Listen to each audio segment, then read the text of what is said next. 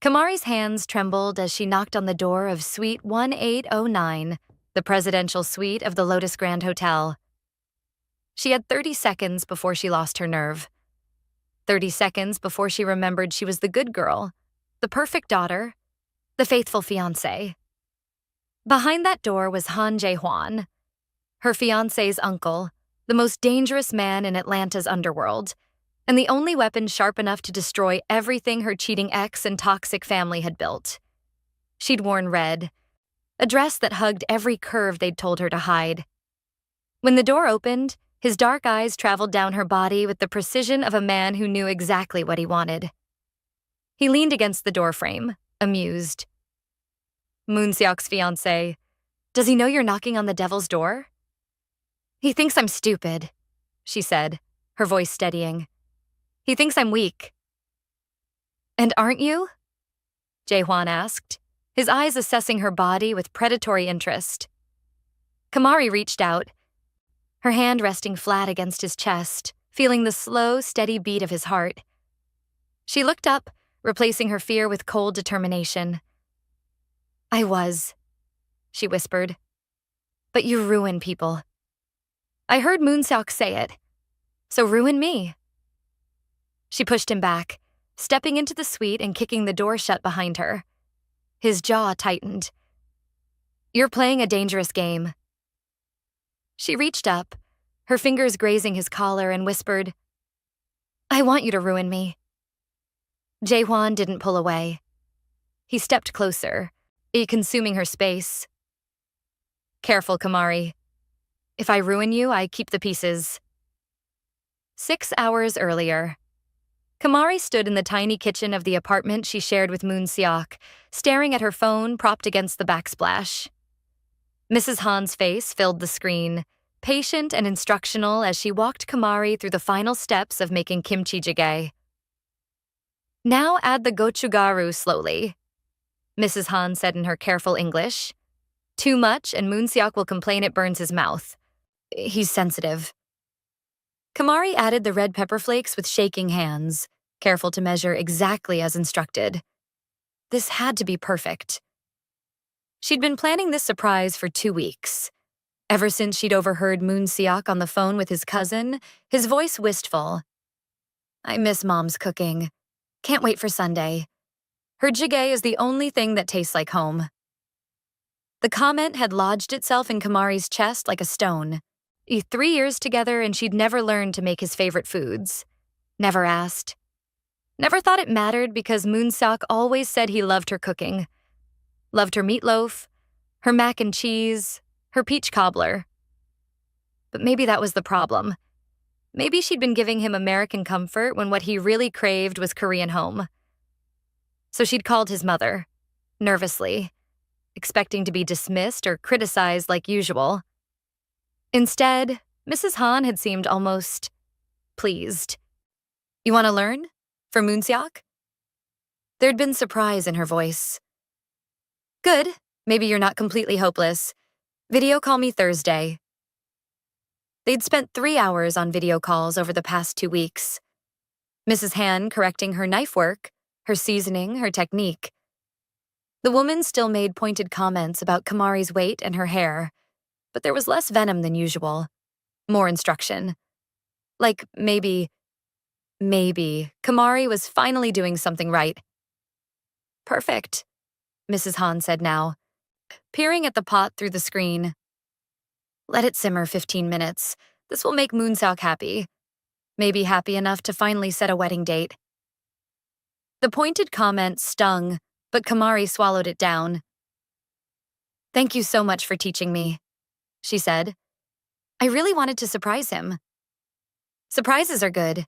Shows you're paying attention. Mrs. Han paused. Though next time, warn me if you're coming to Sunday dinner. Your hair was a mess last week. Very embarrassing. And there it was. The criticism wrapped in civility. Yes, Mrs. Han. After they hung up, Kamari packed the jjigae carefully into thermal containers. Added banchan she'd bought from H Mart. Tucked everything into an insulated bag. She checked herself in the mirror. Scrubs from her shift this morning. She'd gotten off at noon, her rare early day. Hair pulled back in a simple ponytail. No makeup. She should probably change. Look more presentable. But Moon Seok always said he liked when she looked natural. You don't need all that stuff, he'd tell her. You're beautiful just like this. The memory made her smile. The drive to his office in Midtown took 20 minutes. Kamari spent the whole time rehearsing what she'd say. Surprise. I made your favorite. Your mom helped me. No, too eager. I heard you missed your mom's cooking, so I learned. Better, casual. The security guard at Moon Seok's building waved her through. Ms. Clark, he's still upstairs. 10th floor. Thank you. The elevator ride up felt like floating. This was good. This was her being thoughtful, attentive. This was her showing Moon Seok she listened to the small things. Maybe his mother would even tell the rest of the family. Maybe they'd finally start seeing her as more than Moon Seok's project. The 10th floor was quiet. Most people had left for the day. Moon Seok's corner office had the lights on. Door closed. Kamari balanced the bag in one hand and reached for the handle. She heard something. A sound. She paused, pushed the door open, and her entire world shattered. Moon Seok was bent over his desk, pants around his ankles, hands gripping a woman's hips. The woman's face was pressed against the wood, her skirt bunched around her waist. Kamari stood there, frozen.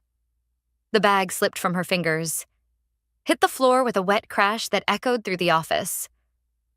Moon Seok looked over his shoulder. He saw her and didn't stop. I'm busy, he said, annoyed, breathless. Close the door.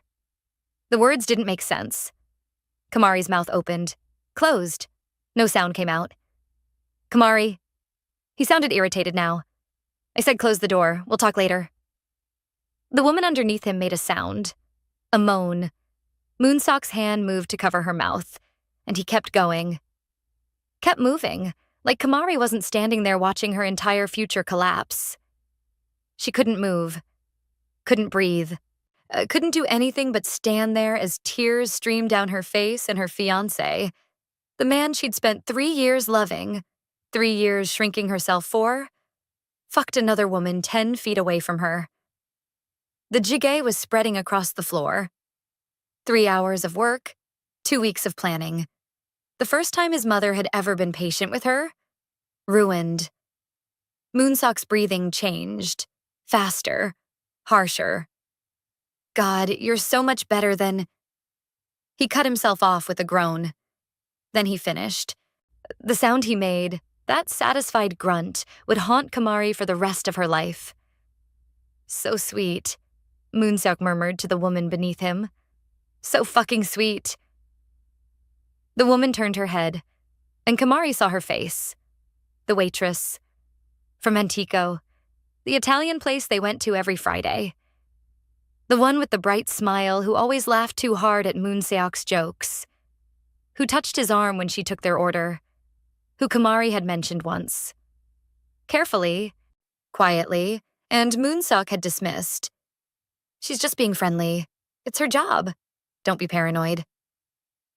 The woman's eyes met Kamari's. No shame, no guilt, just a small, satisfied smile. Something snapped inside Kamari's chest. She turned and ran. Behind her, Moon Seok called out, Kamari, wait, don't be dramatic. She didn't stop, ran to the elevator, slammed the button. Her hands were shaking so hard she could barely press it. The doors opened. She got in, collapsed against the wall as the elevator descended, and screamed. Kamari drove for 20 minutes before she realized she had nowhere to go. Not Moon Seok's apartment. Not her mother's house. Nowhere. She pulled into a gas station parking lot and sat there as the sun set, staring at nothing. Her phone buzzed. Moon Seok. You're overreacting. Come back so we can talk. She stared at the message. He wasn't sorry. Wasn't apologizing. He thought she was the problem. Her phone rang. Moon Seok. She declined the call. It rang again. She turned it off, then turned it back on and called the one person who was supposed to be on her side no matter what. Mama, baby. Perfect timing. I was about to call you. Did you talk to Moonseok about Terrell's tuition? Bills are due next week. Mama. Kamari's voice cracked. Mama, I need you. What's wrong? You sound hysterical. I went to surprise Moonseok at work. I made him food. The jjigae his mom taught me to make. Oh, good. See? I told you if you tried harder. Mama, he was with someone. The words came out broken. When I walked in, he was having sex with another woman in his office, and he didn't stop. He told me to leave and close the door, and he kept going. Silence. Then, what did you do to make him feel like he needed to look elsewhere? The question knocked the air from Kamari's lungs. What? I'm asking what you did. Sandra Clark's voice was cold, sharp. Men don't stray unless they have a reason, Kamari. Mama, he was cheating on me. So? The word was casual, dismissive. You think you're so special that a man like Moon Se-ah-Khan is going to stay faithful to just you? Each word was a knife. I'm your daughter, and I'm trying to save you from ruining your life over hurt feelings. Moon Se-ah-Khan is a good man from a good family. He takes care of us. Your brother's tuition. My mortgage when I'm short. Your sister's kids. Where do you think that money comes from? The truth landed like a stone. So I'm just supposed to... You're supposed to be grateful. Sandra's voice rose. You're supposed to go home, put on something pretty, and apologize to that man for embarrassing him at his workplace. Apologize? Kamari couldn't breathe. For what? For being paranoid. For being insecure. For not being enough to keep him satisfied at home. Her mother's voice turned vicious. You're dark, Kamari. You're big. Your hair is nappy. You work as a nurse. What makes you think you can do better than Moon Se-ah-Khan? The words felt like a physical beating. You told me he was a good man. He is a good man. Good men have needs. If you can't meet them, he'll find someone who will. That's just how it is. But Mama, no. You listen to me. Terrell's tuition is $18,000. Where's that money going to come from if you leave Moonseok? You thought about that? You thought about your brother having to drop out because you can't handle sharing? Sharing. And lose some weight while you're at it. I saw you at Sunday dinner. Getting big again. No wonder he's looking elsewhere. The line went dead. Kamari sat in the gas station parking lot as the last light faded from the sky. Then she went inside, bought a bottle of vodka, and drove to the nearest motel. 4 hours later. The motel room cost $40 a night and smelled like cigarettes and failure. Kamari sat on the stained bedspread, vodka bottle open beside her, staring at her phone. Moonseok. Stop being childish. Come home. Moonseok. You're making this a bigger deal than it is. Mama. I mean what I said. Fix this. Naomi. Her sister. Mama called me crying. What did you do? Everyone was blaming her, even her own family. Kamari opened her photos, 3 years of pictures. Her and Moonseok at restaurants. At his family's estate. At the beach where she'd worn a one-piece because his mother said her body wasn't bikini appropriate. She'd looked happy. She'd been lying to herself the entire time. She started deleting them, one by one. Every smile, every kiss, every lie. The vodka burned, but she kept drinking, kept scrolling. Then she stopped on a photo from 8 months ago. Moonseok's Aunt Minseo had organized a family dinner. Apart from everyone in the photo. Tall apart from everyone in the photo. Tall. Devastating in all black. Looking at the camera like he'd rather be anywhere else. Kamari remembered that night. Remembered Moonseok pulling her into the hallway, his grip tight on her arm. Stay away from my uncle. Why? He ruins people. That's what he does, or finds your weakness and destroys you with it. His voice had been urgent, almost afraid. Promise me you'll stay away from him.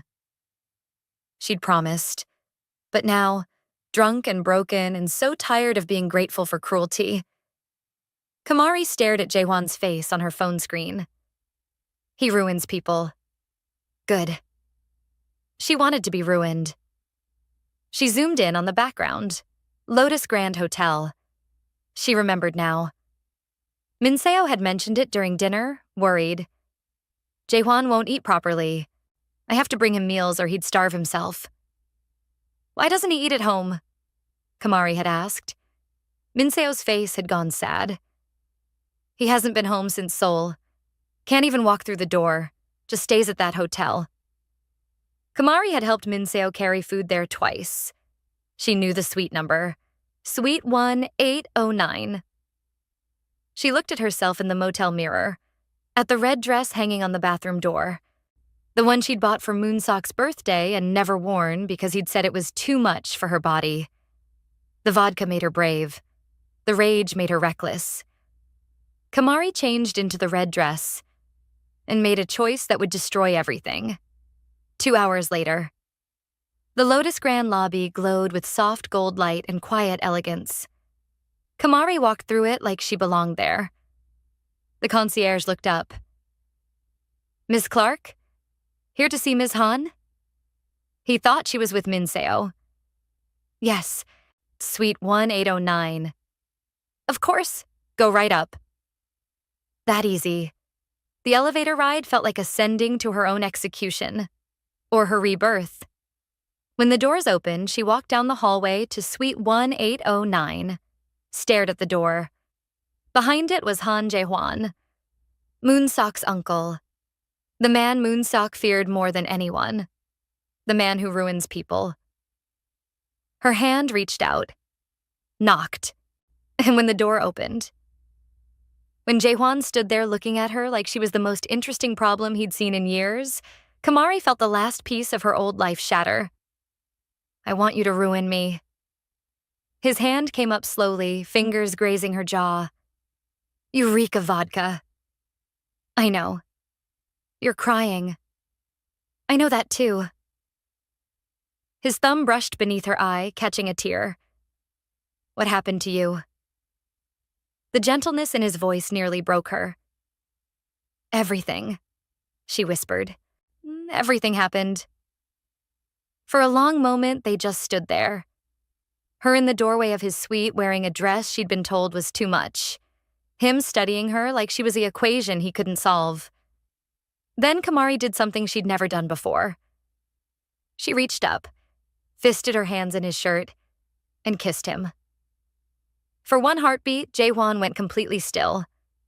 Then his hand shot to the back of her neck, pulling her inside, and the door slammed shut behind them. The kiss was nothing like she'd expected. It was anger and desperation and 3 years of swallowing herself whole. It was the taste of whiskey on his tongue and vodka on hers, and the feeling of finally doing something just for herself. When they broke apart, both breathing hard, Jaehwan's eyes were dark. You need to leave. No. Kamari, please. Her voice cracked. Please don't send me away. Not tonight. I can't go back there. I can't face... The tears came harder now. Jaehwan's jaw tightened. What did he do? What didn't he do? She laughed, the sound broken. I went to surprise him. Made his favorite food. His mother helped me. I thought if I just tried harder... He was with someone. It wasn't a question. Kamari nodded, unable to speak. And you came here. His voice was flat, controlled. To his uncle, drunk, wearing that dress, asking to be ruined. Yes. Do you have any idea how stupid that is? The words should have hurt. Instead, they felt almost kind. I know exactly how stupid it is. Kamari met his eyes. I know you could destroy me. I know this is reckless and wrong, and I'll probably regret it tomorrow. But right now, her voice broke. Right now, I just need to not be the woman who stood there and watched while he... She couldn't finish. Jaehwan's expression shifted. You watched? He told me to leave and close the door. And I couldn't move. I stood there and I watched, and the sob that escaped her was ugly and raw. Then Jaehwan's arms were around her, pulling her against his chest, and Kamari shattered. She cried for the jjigae ruined on Moonseok's floor, for her mother's voice calling her dark and big and not enough, for 3 years of making herself smaller and quieter and more acceptable, for the girl who'd believed love meant being grateful for crumbs. Jaehwan didn't say anything. Tears finally stopped. Kamari pulled back. When the tears finally stopped, Kamari pulled back. I'm sorry, I shouldn't have... Don't apologize. His voice was rough. Not for this. She looked up at him. Really looked. His expression was carefully controlled, but there was something in his eyes. Something dark and furious. He made you watch, Jaehwan said quietly. He didn't care that I was there. And your mother? Told me to apologize to him. Said I should be grateful he wants me at all. The words tasted like ash. Said if I can't keep him satisfied, he'll find someone who will. Jaehwan's hands tightened on her waist. Your mother said that. Everyone did. My sister. My mother. Moonseok. Kamari's voice was hollow now. Empty. I'm the problem. That's what they all think. That I'm not enough. Not pretty enough. Not thin enough. Not... Stop. The command in his voice made her look up. You are more than enough, Jaehwan said, his accent thickening with anger. Moonseok is a fool. Your family is poison, and anyone who made you believe otherwise deserves to burn. The words hit different than she'd expected. Not like comfort, like permission. Then burn them, she whispered. Please, help me burn them all down. Something flickered across Jaehwan's face. You don't know what you're asking. I'm asking you to ruin me. The way Moonseok said you ruin people. Take everything I was and destroy it so I can be something else. Something that doesn't accept this. Her hands were shaking. Please. For a long moment, he just looked at her. Then he stepped back. Not like this. Not when you're drunk and broken and don't know what you want. The rejection stung worse than everything else combined. I know exactly what I want. No. You know what you're running from. That's not the same thing. He moved to the bar. She poured her water instead of whiskey. Drink this. Sober up, then we'll talk. Kamari stared at the glass. You're sending me away. I'm keeping you from making a mistake you can't take back. What if I want the mistake? Jaehwan's expression was unreadable. Then come back tomorrow, sober, in the daylight, and ask me again. And if I do? His eyes met hers, dark and dangerous and full of promises that terrified her. Then I'll ruin you exactly how you asked. But understand this. Kamari... He moved closer, close enough that she could feel the heat of him. If I ruin you, I keep the pieces.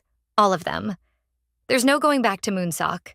No reconciliation. No second chances. You'll be mine.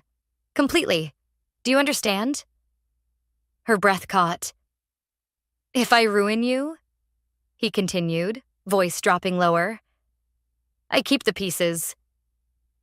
The possessiveness in his tone should have frightened her. Instead, it felt like the first honest thing anyone had said to her in years. Tomorrow, she whispered. I'll come back tomorrow. Sober. Sober. He called her a car, waited with her in the lobby even though she said he didn't have to. Watched as the driver pulled away with an intensity that made her skin prickle. Back at the motel, Kamari collapsed on the bed fully clothed. Her phone buzzed. Moon Seok. This is ridiculous. Come home. Mama, don't ruin this family over your insecurities. She blocked both numbers. Then she looked at the bottle of vodka on the nightstand and poured it down the sink. The next morning, Kamari woke with a splitting headache and crushing clarity. She'd kissed Moon Seok's uncle. She'd asked him to ruin her, and he'd said yes, if she came back sober. Her phone had 17 missed calls, most from Moon Seok, some from her mother, one from her sister. None of them mattered anymore. She showered in the motel's questionable bathroom, changed into clean scrubs from her go-bag, stared at herself in the mirror. The woman looking back had puffy eyes and tear-stained cheeks. But she also had something she hadn't had yesterday. A choice. She could go back to Moon Seok. Apologize like her mother said. Make herself smaller. Accept that this was just how men were. Or she could go back to suite 1809. Her phone buzzed. Unknown number. Did you mean it? J.H. Her hands were shaking as she typed back. Every word. Then come back. We have work to do. 3 days later. Kamari hadn't gone back to Jaehwan's suite. Not because she didn't want to. Because she'd been pulling double shifts at the hospital, avoiding Moon Seok's increasingly angry calls, and trying to figure out how to exist in a world where everything she'd built had crumbled. Her supervisor, Rita, had noticed. You okay, Clark? You've been off all week. I'm fine. She wasn't fine, but work was the only place that made sense anymore. The only place where she knew the rules and followed the protocols and saved lives instead of watching them fall apart.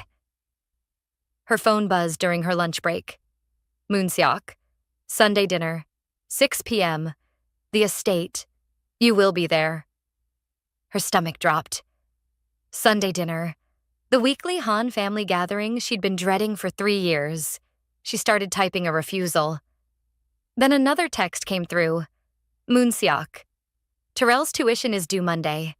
$18,000. Unless you'd rather explain to your brother why he's dropping out? The threat landed like a punch. Kamari stared at her phone.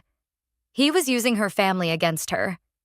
Using Terrell's education as leverage to force her back into line.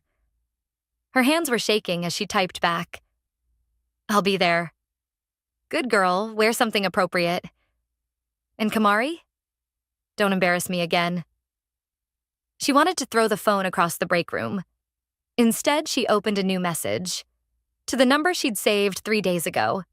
Go to the dinner. Her heart sank. Then, go to the dinner. Her heart sank. Then another message. But not alone. I'll be there. Trust me. Kamari stared at the words. Trust him. She barely knew him, but he was the only person who'd looked at her shattered pieces and offered to keep them instead of telling her to glue them back together and be grateful. Okay. And Kamari? Buy a new dress. Something that makes you feel powerful.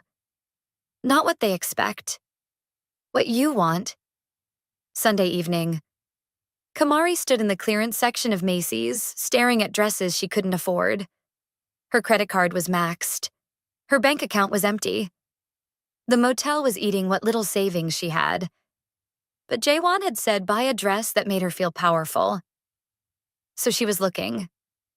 The sales associate approached. Can I help you find something? I need a dress for a family dinner.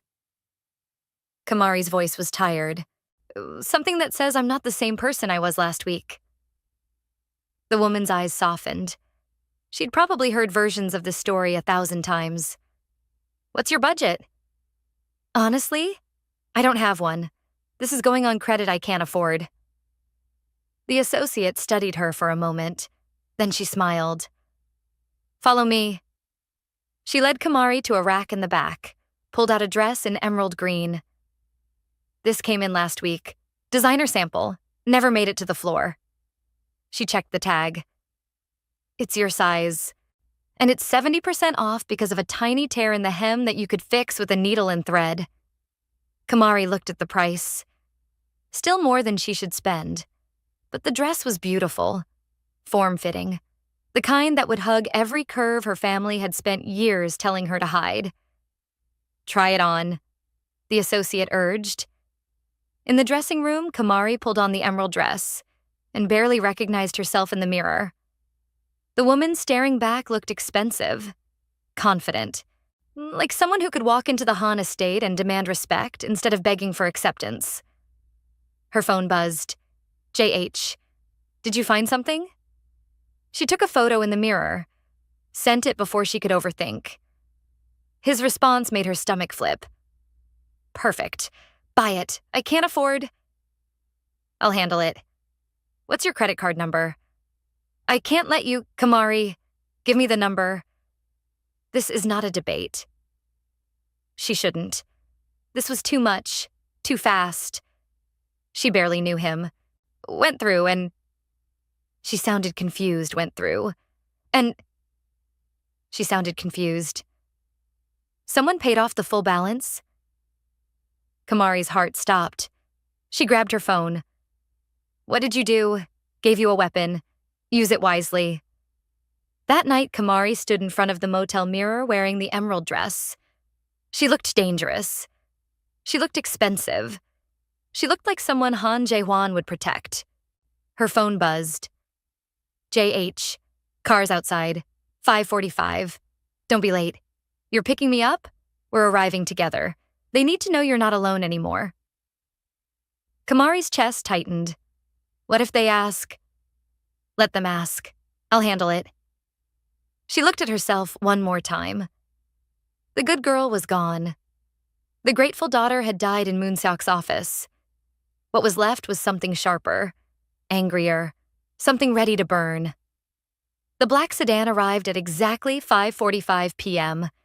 When the driver opened the door, Jae-hwan was already inside. He looked devastating in all black. Suit, shirt. Even his watch was matte black, expensive and understated. His eyes traveled over her emerald dress slowly. "Dangerous," he said quietly. "You told me to feel powerful. I didn't say I'd survive it." His gaze lingered on her face. "Are you ready for this?" Kamari thought about Moon Seok, about his mother's critical stare, about walking into that estate as the woman who'd embarrassed them all by caring that her fiancé was a cheater. "No," she admitted, "but I'm going anyway." Something approving flickered in Jae-hwan's expression. The drive to the Han estate took 15 minutes. Neither of them spoke. But halfway there, Jae-hwan's hand found hers on the seat between them. He didn't hold it, just rested his palm over her knuckles, like an anchor. When the estate came into view, all modern glass and manicured perfection, Kamari's breathing quickened. "They're going to destroy me," she whispered. "They're going to try." Jae-hwan's voice was calm. "Let them. That's not helpful. Listen to me." He turned to face her fully. "You walk in there with your head high. You don't apologize. You don't explain. You exist in that space like you have every right to be there. Understand? What if Moon Seok will do what Moon Seok always does? He'll try to make you small, make you feel like you're the problem." His jaw tightened. "Don't let him." "And when he threatens Terrell's tuition again?" "He won't." "How do you—" "Because I already paid it." Kamari stared at him. "What?" $18,000. Transferred to Clark Atlanta University this morning. Terrell's account is current through the spring semester. Jae-hwan's voice was matter-of-fact. "Moon Seok has no leverage over you anymore." Her throat went tight. "Why would you do that?" "Because watching you be held hostage by people who should protect you was unbearable." He leaned closer. "You're not trapped anymore, Kamari. Remember that when you walk through those doors." The car stopped. Other expensive vehicles were already parked in the circular drive. The whole family was here. Kamari's hand started shaking. "Breathe," Jae-hwan commanded. She breathed, Remember, you're not alone. The driver opened her door. Kamari stepped out in her emerald dress and borrowed confidence. Then Jae-hwan was beside her, his hands settling on the small of her back. The touch was possessive, deliberate, a statement. They walked toward the entrance together.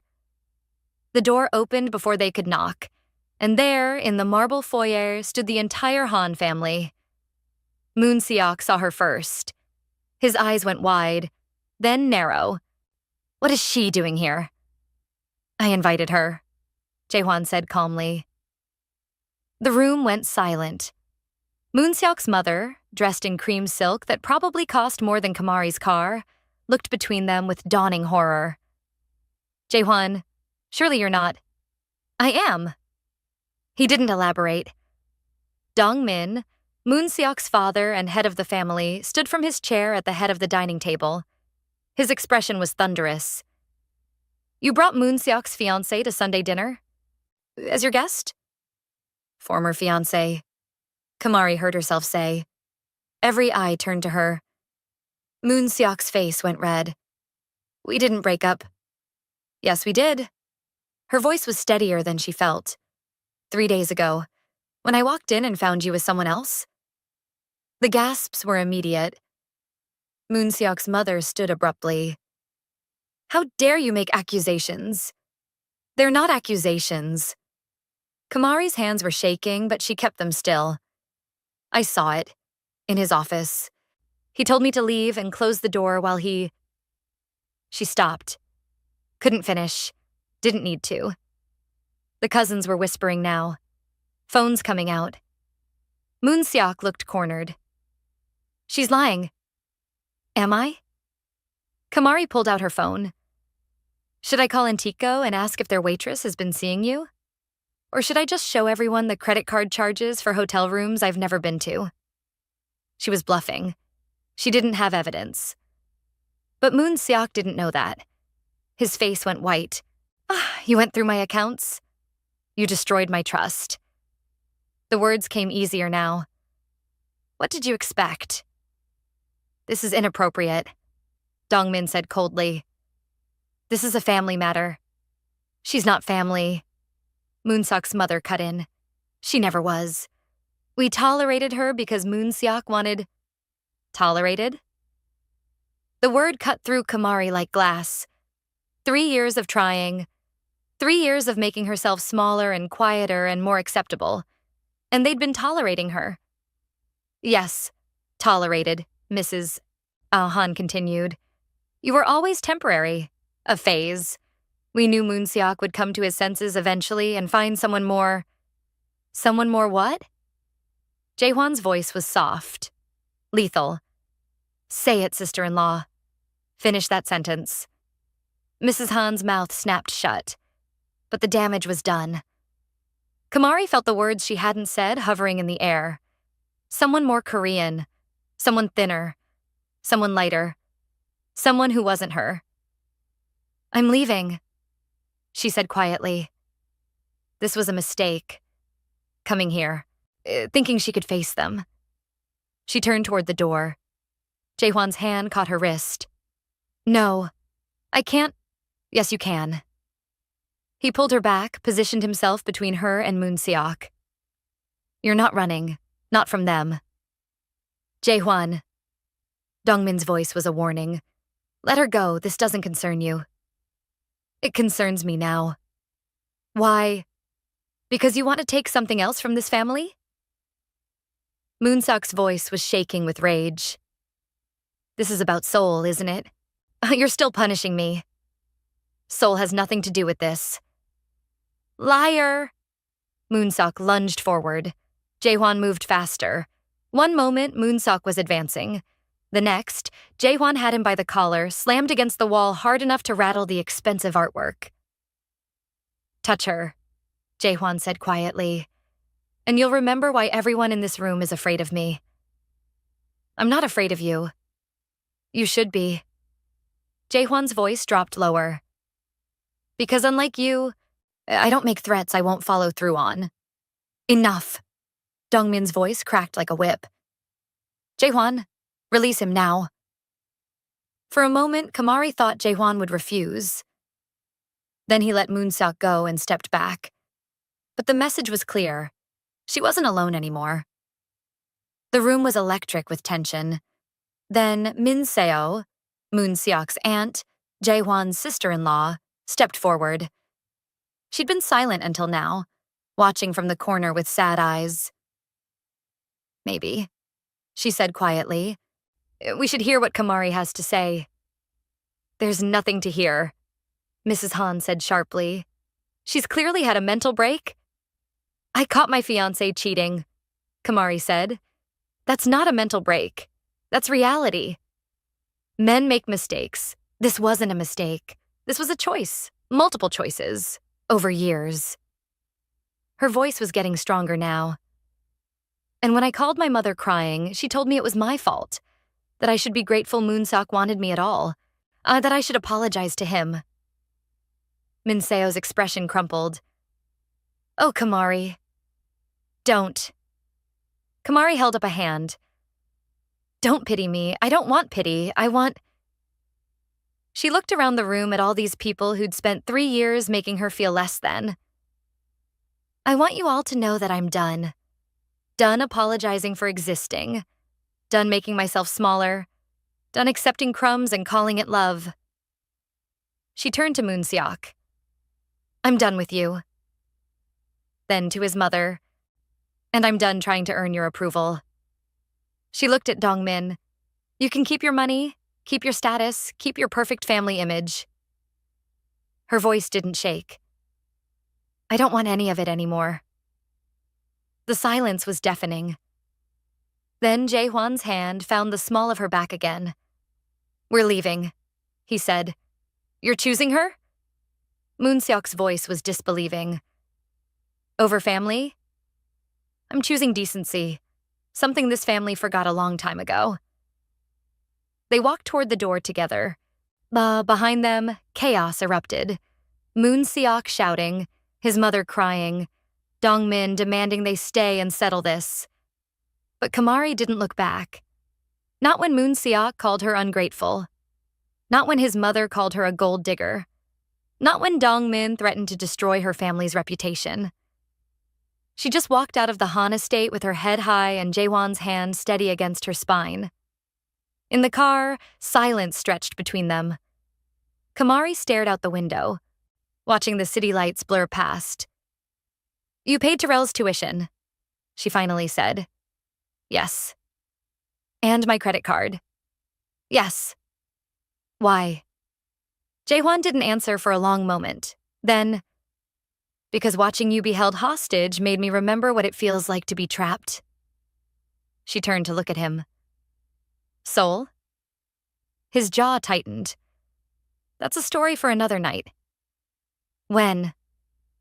When I can tell it without wanting to burn that house down. He met her eyes. You did well tonight. I cried in your car 3 days ago and begged you to ruin me.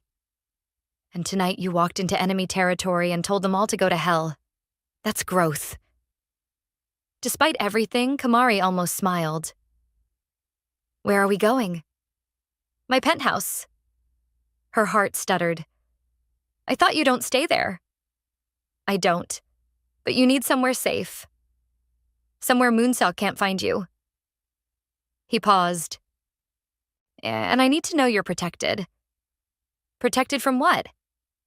From making the mistake of going back to him when he shows up apologizing. Jaehwan's voice was quiet. They always come back, Kamari. And they're always very convincing. I won't go back. You say that now. But when he shows up at your hospital with flowers and promises and tears, when your mother calls crying about family and forgiveness, he looked at her. I need to know you have somewhere to run that isn't back to them. The car pulled into the parking garage of a building in Buckhead. All glass and steel and money. Jaehwan's building. The elevator ride to the 20th floor was silent. When they reached his penthouse, he punched in the code and the door swung open. The space was beautiful, modern, pristine, and completely empty of any personal touches. No photos, no artwork. Nothing that suggested anyone actually lived here. Seoul, Kamari said quietly, understanding. You can't stay here because of what happened in Seoul. Jaehwan moved to the bar, poured whiskey with steady hands. My wife decorated this place, spent months making it perfect. Then He stopped. I haven't been able to walk through that door since. Until tonight. He took a slow sip. You can have the bedroom. I'll take the couch. Jaehwan, don't argue. You need sleep. We both do. He set down the glass. Tomorrow we figure out what happens next. What does happen next? He turned to face her fully, and for the first time since she'd met him, Jaehwan looked uncertain. That depends on what you want. I want... She stopped. What did she want? Revenge? Protection? Someone who saw her as more than a problem to solve? All of it? I don't know, she finally admitted. Then we start there. He moved closer. You figure out who you are without Moon-seok, without your family's expectations, without trying to be what everyone else needs. His hand came up, fingers grazing her jaw. You figure out who Kamari Clark is when no one's watching, and then... Then what? His eyes met hers, dark and intense and full of dangerous promises. Then we decide if you still want me to ruin you. The air between them crackled. Kamari's breath caught. She should step back. Should put distance between herself and this dangerous man who just paid $18,000 for her freedom. Instead, she leaned closer. And if I decide I do?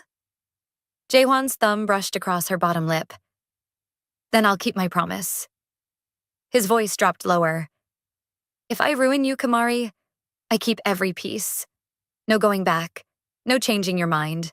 You'll be mine. Completely. The possessiveness should have frightened her. Instead, it felt like the first honest thing anyone had offered her in years. Tomorrow, she whispered. Tomorrow. He stepped back, left her standing in the middle of his empty penthouse. Her heart racing, the emerald dress suddenly feeling too thin. Bedroom's down the hall, he said. There's clothes in the closet. They'll be too big, but better than sleeping in that. Whose clothes? The question hung between them. Mine, he finally said. I keep spare things here. In case... He didn't finish. In case he could finally bring himself to stay. Kamari walked down the hall, found the bedroom, changed into one of his shirts that smelled like expensive cologne and possibility. And for the first time in 3 days, she fell asleep without crying. In the living room, Jaehwan sat on the couch with his whiskey and his phone. He pulled up his messages, scrolled to a conversation from 3 years ago, a name he hadn't let himself look at in months. Yoonji, his wife. The last text was from the day she died. Come home early? I made your favorite. Missing you. He'd been in a meeting, hadn't seen it until it was too late. Jaehwan closed his eyes, thought about the woman sleeping in his bedroom wearing his shirt, thought about the way she'd looked in that emerald dress like war personified, thought about the promise he'd made. If I ruin you, I keep the pieces. He shouldn't have brought her here. Shouldn't have let her into this space that still smelled like Yoonji's perfume and broken promises. But watching Kamari stand up to his family tonight, watching her refuse to shrink, something in his chest had shifted, something that felt dangerously like caring. He pulled out his other phone, the one he used for business, sent a single text to his assistant. Find everything on Moon-seok Han, financial records, business dealings, personal life, everything. I want it by tomorrow morning. If Moon-seok wanted a war, Jaehwan would give him one, but not for revenge. For the woman sleeping down the hall who'd asked him to ruin her and didn't realize she'd already started ruining him instead. The next morning, Kamari woke to sunlight streaming through floor-to-ceiling windows she didn't recognize. For a moment, panic seized her. Then she remembered. The family dinner, the confrontation, Jaehwan's penthouse, his shirt against her skin. She sat up slowly, taking in the bedroom. Modern furniture, neutral colors, everything perfectly placed and utterly impersonal. Except for one thing. A photo on the nightstand. Small, in an expensive frame. A woman, Korean, beautiful, smiling at the camera like she had the whole world in her hands. Kamari picked it up carefully. This was her, Yoonji, Jaehwan's wife. The woman who died in this penthouse while he was in a meeting 3 floors down. "You're awake." Kamari jumped, nearly dropping the frame. Jaehwan stood in the doorway holding 2 coffee cups. He was already dressed. Black slacks, white shirt, looking like he'd been up for hours. His eyes went to the photo in her hands. Something flickered across his face. "I'm sorry," Kamari said quickly, setting it down. "I didn't mean to." "It's fine." He crossed the room, handed her coffee. "That's Yoonji, my wife." "She's beautiful." She was. He sat on the edge of the bed, careful to maintain distance. "She died 4 years ago. Aneurysm. Sudden. One moment she was texting me about dinner. The next..." He stopped. Kamari's chest ached. "I'm so sorry." "Everyone is." His voice was flat. "But sorry doesn't change anything. Doesn't bring her back. Doesn't make it easier to walk through that door knowing she collapsed in this bedroom and I was too busy working to notice she hadn't responded in 3 hours." The guilt in his voice was devastating. "It wasn't your fault, wasn't it?" He finally looked at her. "I was building an empire, making money, proving to my family that I was worth something despite being the younger brother. And while I was doing that, my wife was dying alone." "Jaehwan..." Seoul happened 2 months later. His jaw tightened. Moon-seok was there. We were supposed to be finalizing a business deal. Instead, he stopped, stood abruptly. That's a story for another time. But Kamari could see it in his eyes. Whatever happened in Seoul, Moon-seok had done something unforgivable. "Why did you bring me here?" she asked quietly. "To the one place you can't stay?" He was silent for a long moment. Then, "Because you needed somewhere safe, and because..." He met her eyes. "Because maybe it was time to stop running from ghosts." The vulnerability in his admission made her chest tight. "Thank you," she whispered. "For last night. For everything. Don't thank me yet." He moved to the window, looking out over the Atlanta skyline. "Moon-seok will come for you. Today, tomorrow. Soon. He'll apologize, he'll cry. He'll promise to change. I won't go back. And your mother will call. She'll guilt you about family, about Terrell, about being selfish." He turned to face her. "They're going to wage war on your resolve, Kamari, and you need to be ready." She thought about her mother's voice. "You're dark. You're big. You should be grateful." Thought about Moon-seok telling her to close the door while he... No, she wouldn't go back. "I'm ready," she said. "Are you?" He moved closer. Because being ready means more than just saying no. It means building a life that doesn't need them. A life that's yours. "I have my job, which pays barely enough to cover rent, which keeps you exhausted and dependent." His voice wasn't cruel, just honest. "You need leverage, Kamari. Real leverage. Money, power, options. I don't have any of those things. Not yet." Something dark flickered in his eyes. "But you will, if you're willing to work for it." What does that mean? Instead of answering, he pulled out his phone, showed her a screen full of financial documents. Moon-seok's business records, his accounts, his deals. Jaehwan's voice was cold. "He's been embezzling from the family business for 18 months, skimming off shipments, falsifying invoices, using company money for personal expenses. Kamari stared at the numbers. How did you? I have people who find things. He scrolled through more files. This is enough to destroy him, to have him removed from the family business, possibly arrested. Her stomach twisted. Why are you showing me this? Because this is your leverage, your insurance policy. He met her eyes. If Moonseok comes after you, if he threatens you or your family, you have this. You can destroy him before he destroys you. The weight of it settled on her chest. Power. Real power. Not the borrowed kind that came from being Moonseok's fiancé. The kind that was hers to wield. What do you want in return? She asked. Nothing. Liar. She stood, facing him. Nobody gives this kind of power away for free, especially not you. So what do you want, Jaewon? His expression was unreadable. Then, I want to watch Moonseok lose everything he thinks makes him untouchable. I want his family to see him for what he really is. And I want... He stopped. What? I want you to stop looking at me like I'm saving you. His voice was rough. I'm not a good man, Kamari. I'm using you as much as you're using me. Don't forget that. Using me for what? Revenge. Against Moonseok. Against my family. Against... He didn't finish, but Kamari understood. Against the ghosts he couldn't let go. So we're using each other, she said quietly. Yes. For revenge. Yes. And when we're done, when Moonseok is destroyed and your family is humbled and I have my leverage, what happens then? Jaehwan's hand came up, fingers grazing her jaw. Then we see if there's anything left worth keeping.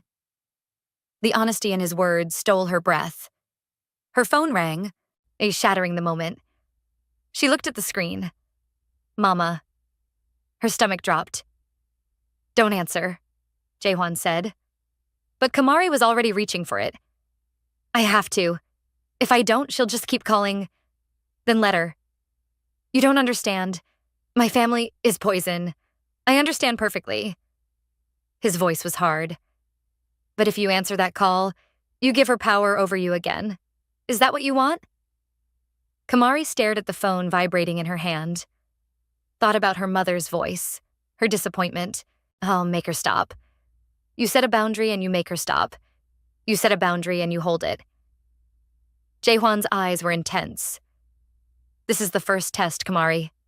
Right now. This moment. Do you belong to yourself, or do you still belong to them? The phone rang, and rang, and rang.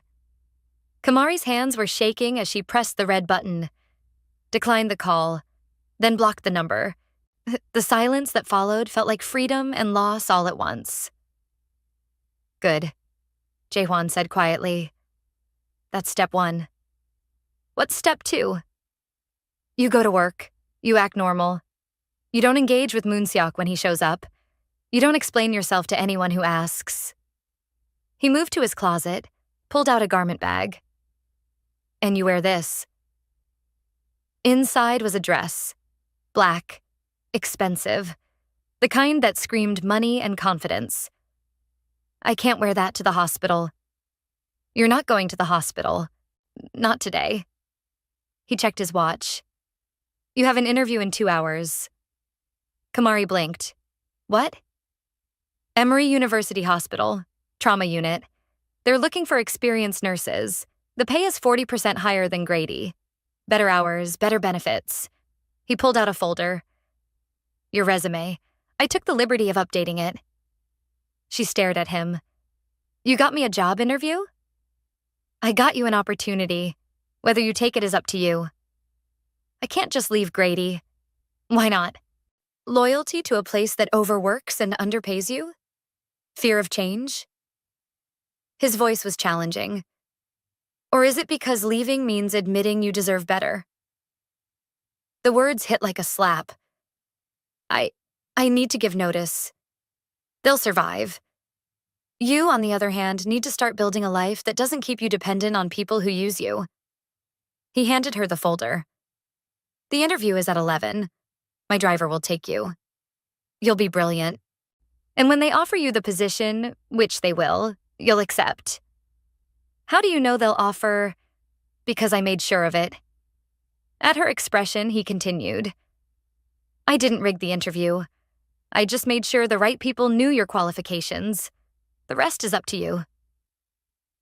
Kamari looked at the dress, the folder, the man standing in front of her, reorganizing her entire life with terrifying efficiency. Why are you doing this? I told you, leverage. You can't fight Moonsock from a position of weakness. You need money, stability, independence. He moved closer. And I need you strong enough to stand next to me when this all falls apart. Because it will fall apart, Kamari. Spectacularly. And I need to know you won't break when it does. You're very sure of yourself. I'm very sure of what I'm building. His eyes met hers. The question is, are you willing to be part of it? She should say no. Should walk away from this dangerous man with his dead wife's photo on the nightstand and his promises of revenge. Should go back to her safe, small life where she knew the rules even if they hurt. Instead, she took the folder. What time is the interview? Jae-hwan's smile was sharp and approving. That's my girl. 2 hours later. The interview went better than Kamari expected. The trauma unit director was impressed by her experience, her calm under pressure, her willingness to work difficult shifts. We'd like to offer you the position, Dr. Williams said, extending her hand. Starting salary is $75,000, full benefits. Can you start in 2 weeks? $75,000. That was $20,000 more than she made at Grady. That was freedom. Yes, Kamari heard herself say. I can start in 2 weeks. Walking out of Emory, she felt lighter than she had in years. Her phone buzzed. J.H. How did it go? I got it. I knew you would. Dinner tonight to celebrate? Where? Someplace that requires the black dress. Despite everything, Kamari smiled. Then another text came through. Unknown number. We need to talk. Meet me at our restaurant, 7 p.m. Please. Moon Seok. Our restaurant, Antico, where the waitress worked. The one he'd been sleeping with. The audacity made her want to scream. She should block him. Should ignore it. Instead, she forwarded the message to Jae-hwan. He wants to meet. Are you going? Should I? The response came immediately. Yes, but not alone. I'll be there. He won't see me. But I'll be watching. Kamari stared at the message. This was insane. Meeting her cheating ex at the restaurant where he'd been sleeping with the staff. With his uncle watching from the shadows like some protective ghost. Everything about this was wrong. But she typed back anyway. Okay. That evening, Kamari arrived at Antico at exactly 7 p.m., wearing jeans and a simple shirt. Not the black dress Jae-hwan had provided. Not the emerald one that made her feel dangerous. Just herself. Moon Seok was already there, seated at their usual table. He stood when he saw her, his expression carefully arranged into remorse. Kamari, thank you for coming. She sat without responding.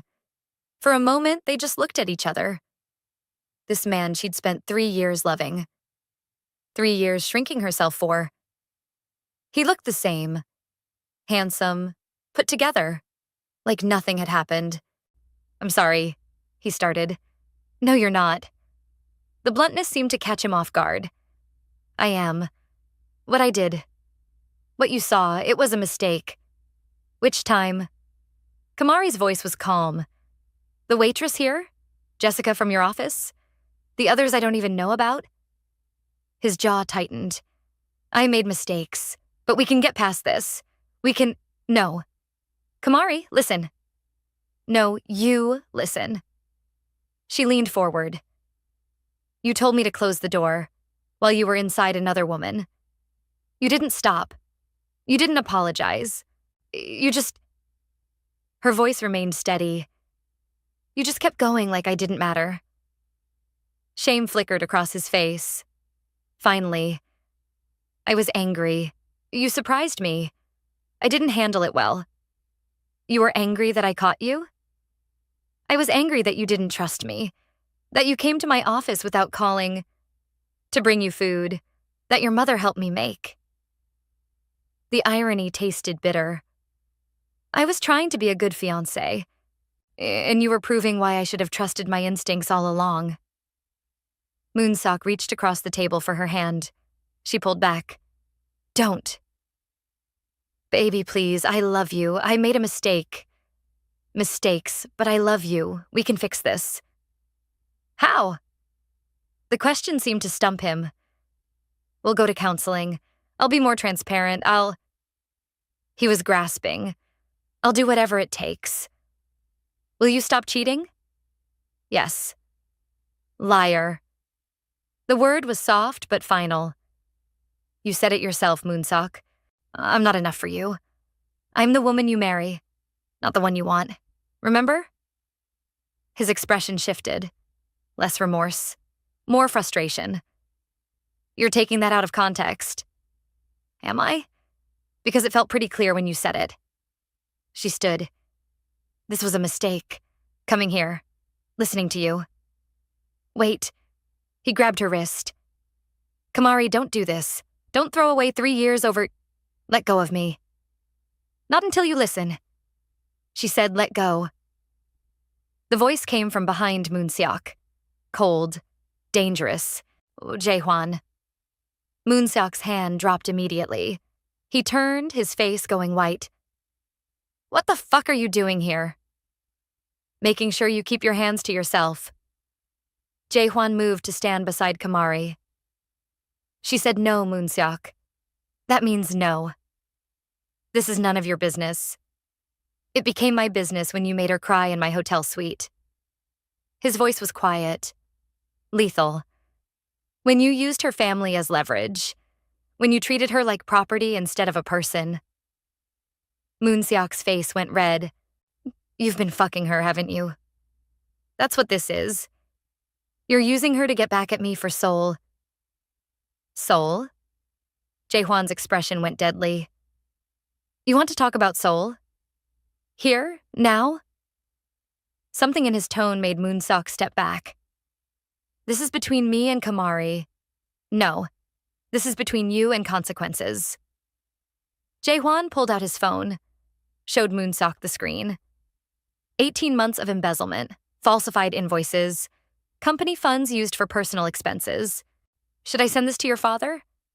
Or should I send it to the authorities? Moonsock's face went white. You're bluffing. Am I? Want to test that theory? Silence. Then Moonsock looked at Kamari. You're really doing this? Choosing him over me? Over your family? I'm choosing myself. Her voice was steady. For the first time in my life, I'm choosing myself. You'll regret this. When he's done with you, when he throws you away like he does everyone, you'll come crawling back. And I won't be there. Good, Kamari said. She turned and walked out of Antico. Jaehwan followed. Behind them, Moonsock called out, This isn't over. But it was. In the car, silence stretched between them. Kamari's hands were shaking. From adrenaline. From relief. From the weight of finally walking away. You did well, Jaehwan said quietly. I wanted to hit him. I know. I wanted to scream and throw things and make him hurt the way he hurt me. I know that too. He reached over. You took her shaking hand in his. But you didn't. You stood your ground. You said no. And you walked away with your dignity intact. That's more powerful than any tantrum. Kamari looked at their joined hands. What happens now? Now? Now we get you moved out of that motel. Into somewhere safe. He paused. My penthouse. Stay there. For as long as you need. I can't. You can. The place sits empty anyway. And He stopped. Started again. I need to know you're safe. Walked into my suite wearing that red dress, asking to be ruined. You looked like I felt when Yoonji died. Like someone who'd lost everything and didn't know how to exist anymore. His grip tightened on her hand. And I couldn't watch another person destroy themselves. The confession was raw. Honest.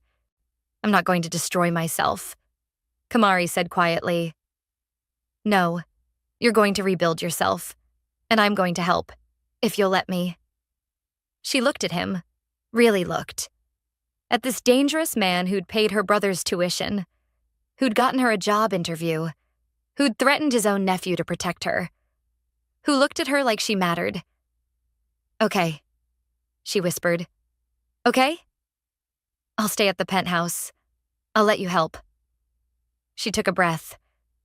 But Jae-hwan, I need to know, is this real? Or am I just your revenge against Moon-seok? He was silent. Then he turned to face her fully.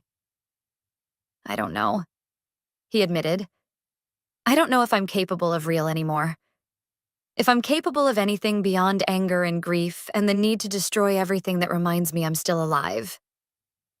His hand came up, cupping her face. But I know that when I look at you, I feel something besides empty, and that terrifies me more than Moon-seok ever could. The honesty in his words stole her breath. What do we do with that? She whispered. We take it one day at a time. We help each other be stronger, and we see what's left when the dust settles. His thumb brushed across her cheekbone. Is that enough? It should have been terrifying. This half-admission. This uncertainty. Instead, it felt like the most honest thing anyone had ever offered her. Yes, she breathed. For a moment, meeting. Tomorrow morning at the A meeting. Tomorrow morning at the estate. He looked at her.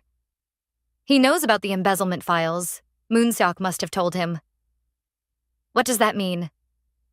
It means war is officially declared. His smile was sharp, cold. Good. I've been waiting for this. The next morning, the Han estate looked even more imposing in the morning light. Kamari sat in the car beside Jae-hwan, staring at the house where she'd been humiliated just days ago. You don't have to come, Jae-hwan said. Yes, I do. This is about me too.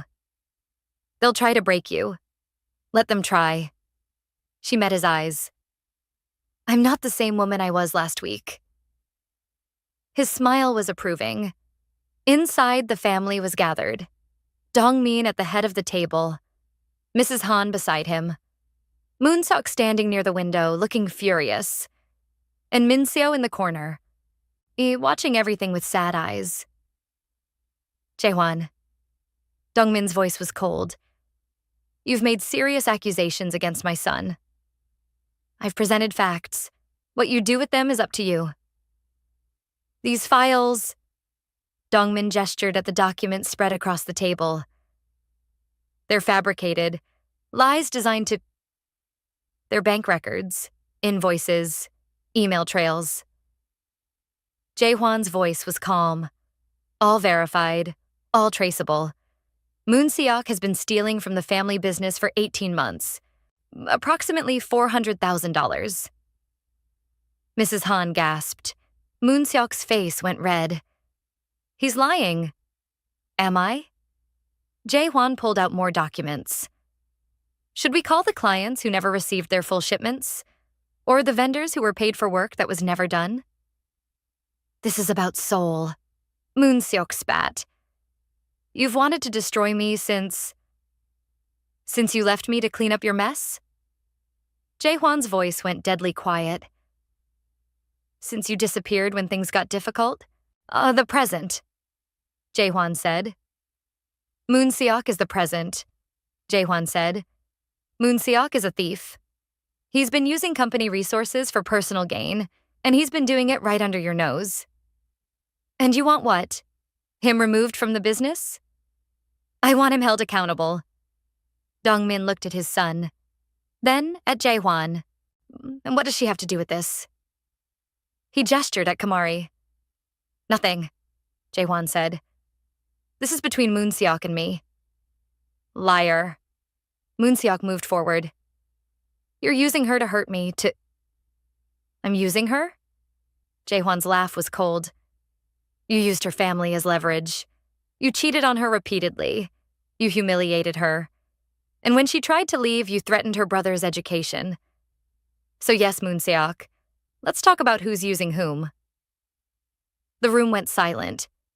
Then Min-seo spoke. Is it true? She asked Moon-seok quietly. About the embezzlement? Moon-seok looked at his aunt. It's complicated. It's a yes or no question.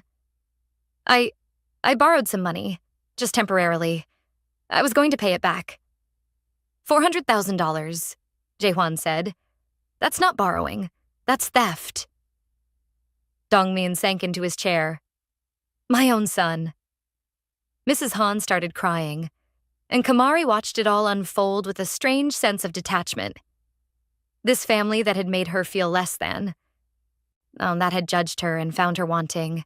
They were just people. Flawed and broken and desperately trying to hold together an image that was already shattered. I'm leaving, she said quietly. Everyone looked at her. I'm done being part of this. Done being the thing you all use to hurt each other. She looked at Moon-seok. You wanted to know if I'd regret choosing myself? I don't. I really don't. Then she looked at Jae-hwan. Thank you. For the leverage. For the protection. For seeing me when no one else did. Her voice was steady. But I can't be your weapon against them. I need to be my own person. Not yours. Not theirs. Mine. Something flickered in Jae-hwan's eyes. Hurt. Pride. Understanding. Where will you go? He asked quietly. I don't know, but I'll figure it out. She smiled. I always do.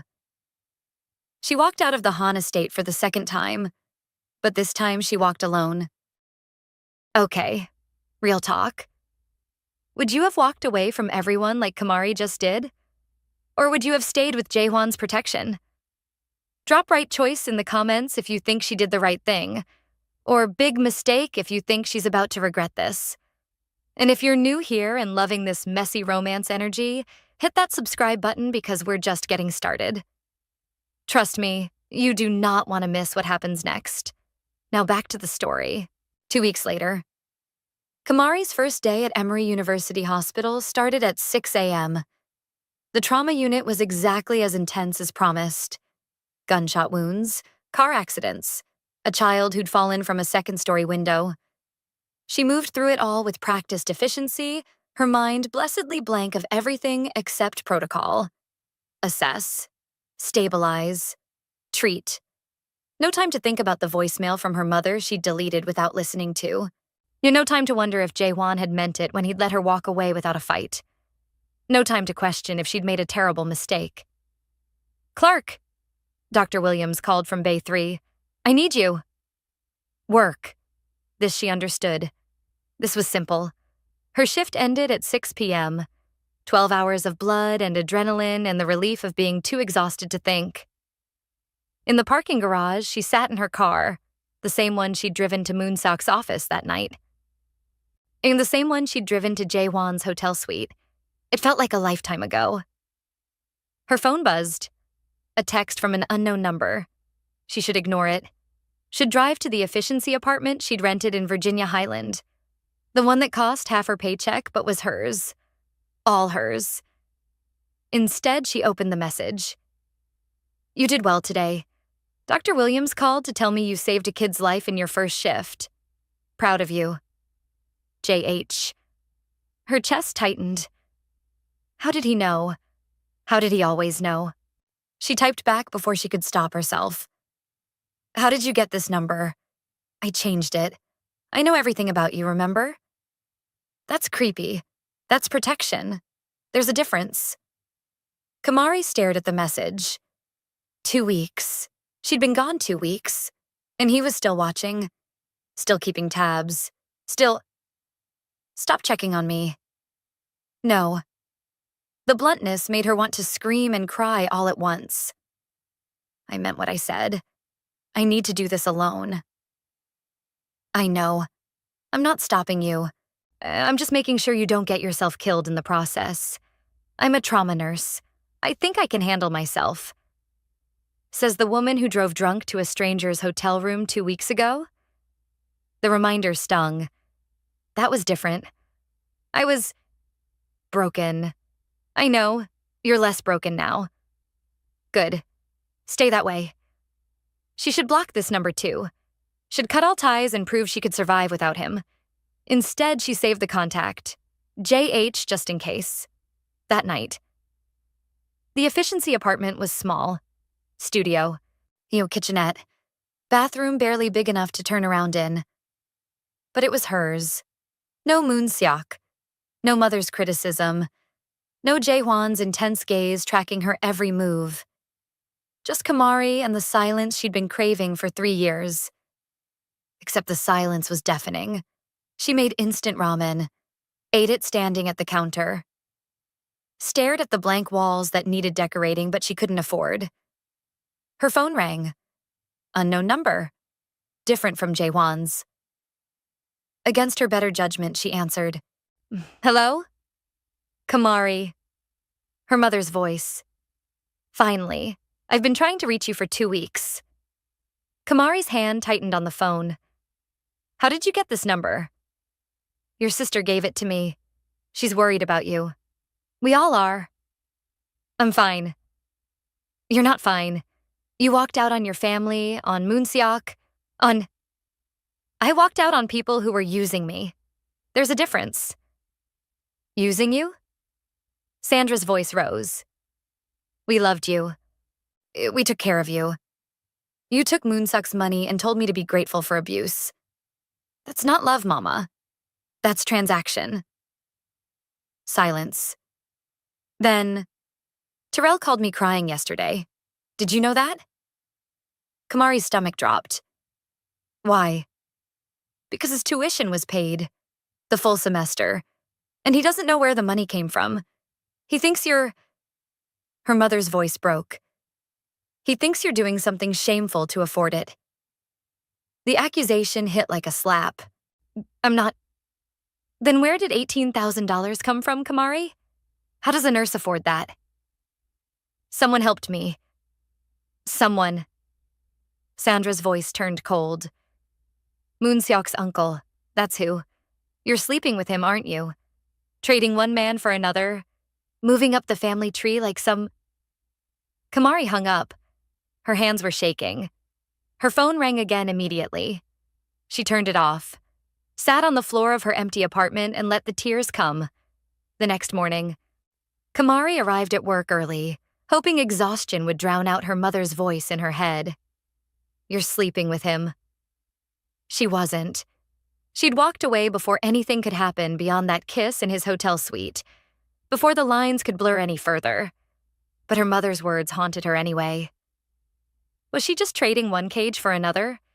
Using Jae-hwan's protection the same way she'd used Moon Seok's money? Clark. She looked up from the nurse's station. Dr. Williams stood there. My office? Kamari's stomach dropped. My office? Kamari's stomach dropped. Was she getting fired? Already? In Dr. Williams' office, the director closed the door and gestured for Kamari to sit. I got a very interesting call this morning, she said carefully. From Han Jae-hwan. Kamari's blood ran cold. What did he... He wanted to make sure you were settling in well, that the staff was treating you right, that you had everything you needed. Dr. Williams leaned back in her chair. He was very protective. I'm sorry. I didn't ask him to... Don't apologize. I'm not upset. She paused. But I do need to ask. Is there something I should know? About your relationship with Mr. Han?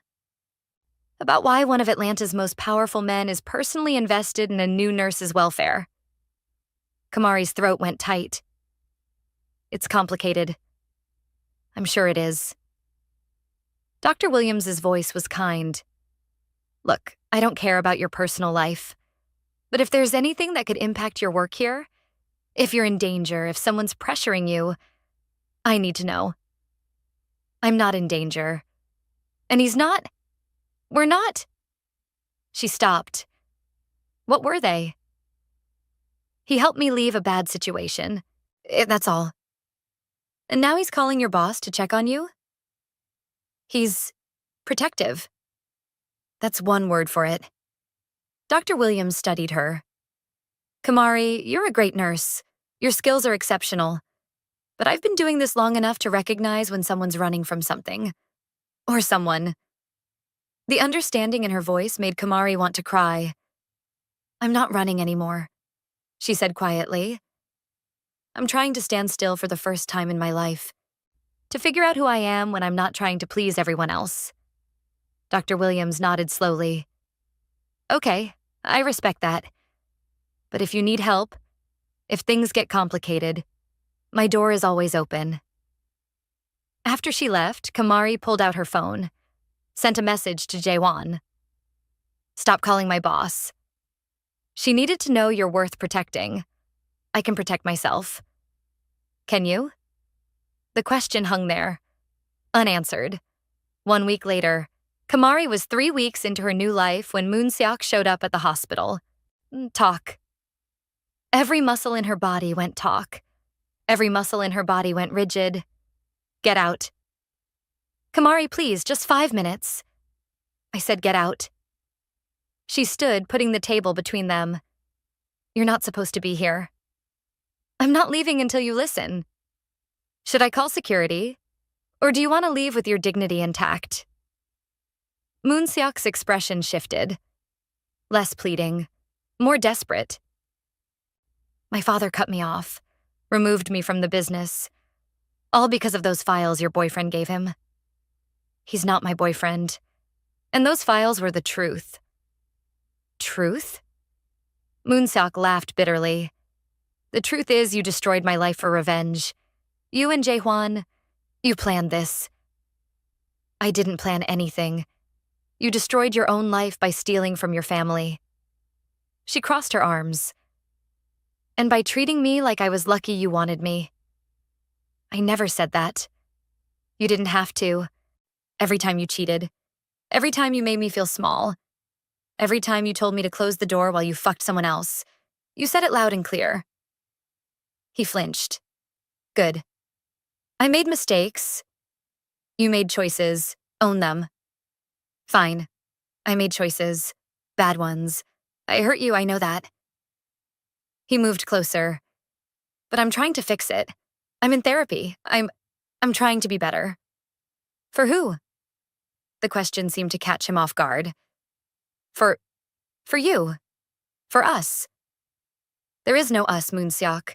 Were or who you were with. And I... Her, were, or who you were with. And I... Her voice cracked. I wanted someone to love me so badly I convinced myself your scraps were enough. Kamari. But they weren't. They were never enough. And I'm done pretending they were. Moon-seok stared at her. Really looked at her. And something in his expression shifted. You're different. Yes. Harder. Stronger. Is that what he does to you? Makes you hard? The question was meant to wound. Instead, it made her smile. No, that's what I do for myself. Jaehwan he just reminded me I could. By destroying my life? By showing me I deserved better than you. The words hung between them. Moon-seok's face went through several emotions. Anger. Hurt. Finally. Acceptance. You really love him, don't you? The question caught her off guard. Did she? She barely knew Jaehwan. Barely understood the man behind the cold exterior and protective gestures. But when she thought about him, about the way he'd held her while she cried, About the way he'd paid Terrell's tuition without asking for anything in return. About the way he looked at her like she was something precious instead of something to fix. I don't know, she admitted. But I know I don't love you. Not anymore. Maybe I never did. Moon Seok nodded slowly. I'm sorry. For all of it. For not seeing you. For not... He stopped. I hope he treats you better than I did. The bar is pretty low. Despite everything, Moon Seok almost smiled. Then he left, and Kamari stood in the break room feeling lighter and heavier all at once. That night, she texted Jae-hwan without thinking. Moon Seok came to the hospital today. The response was immediate. Did he hurt you? No, just wanted to talk. And I told him it was over. Really over. 3 dots appeared, disappeared, appeared again. Finally, good. You deserve better. Do I? The question sent before she could stop it. Yes. How do you know? Because I've seen you at your worst and you're still the strongest person I know. The words made her chest ache. I miss you. She deleted it before sending, typed something safer. Thank you. For everything. For helping me leave. For the leverage. For seeing me. I'll always see you, Kamari. Even when you don't want to be seen. The promise felt like a tether. Like something she could hold on to in the dark. Can I ask you something? Anything. What happened in Seoul? With Moon Seok? For a long time, there was no response. She thought maybe she'd pushed too far. Then her phone rang. Jae-hwan's voice. You really want to know? Yes. A long exhale. 4 years ago, right after Yoonji died, I went to Seoul to close a business deal. Moon Seok came with me. He was supposed to help, to translate, to be family when I needed family. Kamari sat down on her apartment floor, phone pressed to her ear. What happened? The deal went bad. Our partner tried to back out. There was a confrontation. Things got heated. And Moon Seok? His voice went hard. Moon Seok left. Disappeared. Left me alone to clean up a mess that could have ended with me in a Korean prison. Why? Because he was scared. Because when things got difficult, he ran. Like he always does. Jae-hwan's voice was raw now. I spent 3 days fixing what he'd broken. 3 days barely sleeping, barely eating, grieving my wife and trying to save a deal that Moon Seok had destroyed. And when you got back? He told the family I'd handled it poorly, that I was unstable, that grief had made me reckless. A bitter laugh. And they believed him. My own family believed him over me. I'm so sorry. Don't be. It taught me who I could trust, and who I couldn't. He paused. It's why I stayed in that hotel suite. Why I couldn't go home. Because home was supposed to be family. And family had just proven they'd choose convenience over truth. Kamari's throat went tight. Is that why you helped me? Because you saw yourself in me? Maybe, at first. His voice softened. But now I help you because you remind me what it's like to fight for something. To care about something beyond revenge. Jae-hwan, I should let you go. You need sleep. Tomorrow's another long shift. Wait. She didn't want to hang up. Didn't want to lose this connection. Can I ask you something else? Always. Do you regret it? Helping me leave Moon Seok? Starting this, whatever this is between us? Silence. Then, no, never. You? She thought about her empty apartment, her new job, her freedom.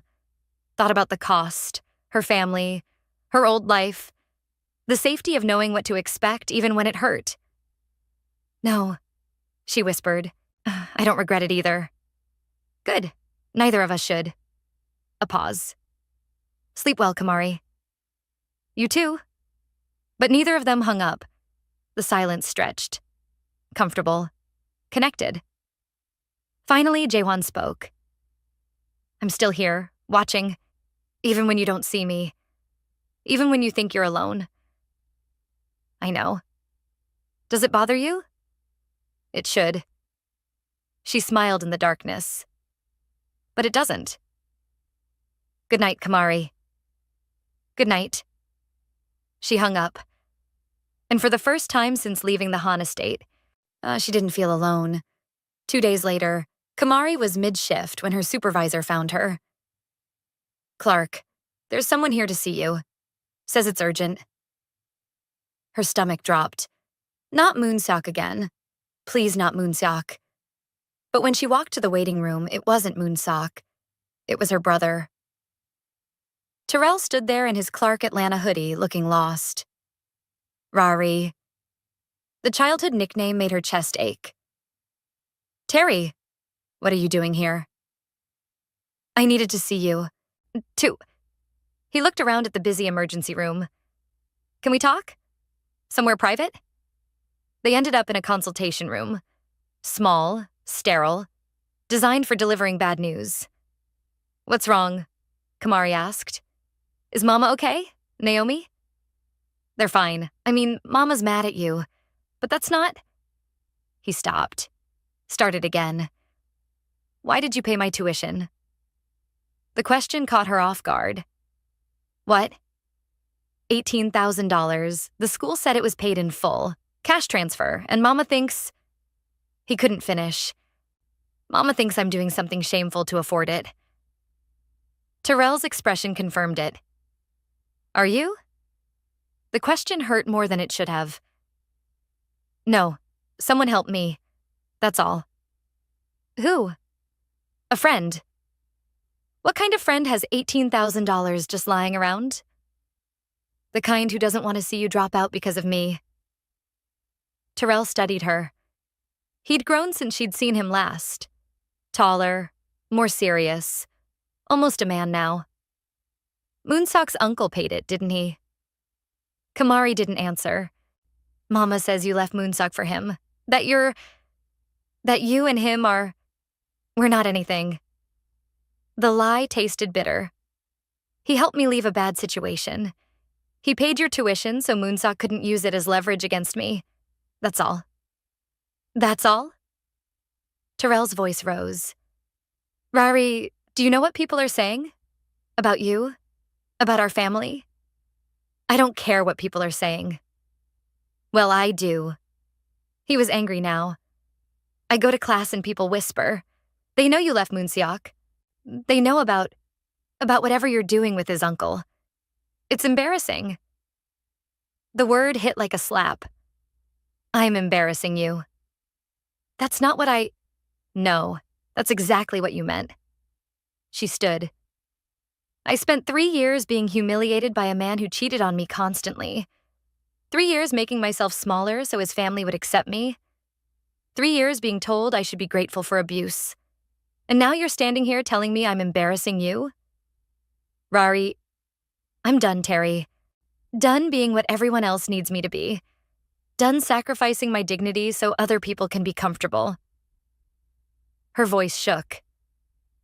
If me choosing myself embarrasses you, then maybe you need to examine why you're more worried about what people think than whether your sister is okay. Terrell stared at her. Are you okay? The question, simple and genuine, broke something in her. I don't know, she admitted. I'm free. I have a good job. I'm not being cheated on or gaslit or used. I noticed? Of course I noticed. You noticed? Of course I noticed. You stopped smiling, stopped eating, stopped being you. And we all just let it happen because Moonseok was rich and Mama was happy and it was easier than asking if you were okay. The confession made her throat tight. I should have said something, Terrell continued. Should have asked. Should have... He stopped. I'm sorry, Rari. For not seeing it. For not protecting you. It's not your job to protect me. Yes, it is. You're my sister. You raised me when Daddy died. You worked double so I could have new shoes. His voice cracked. You've always protected me. It's my turn now. Kamari hugged him then, tight and desperate. And for the first time in weeks, she felt less alone. When they broke apart, Terrell wiped his eyes quickly. So, this uncle, is he good to you?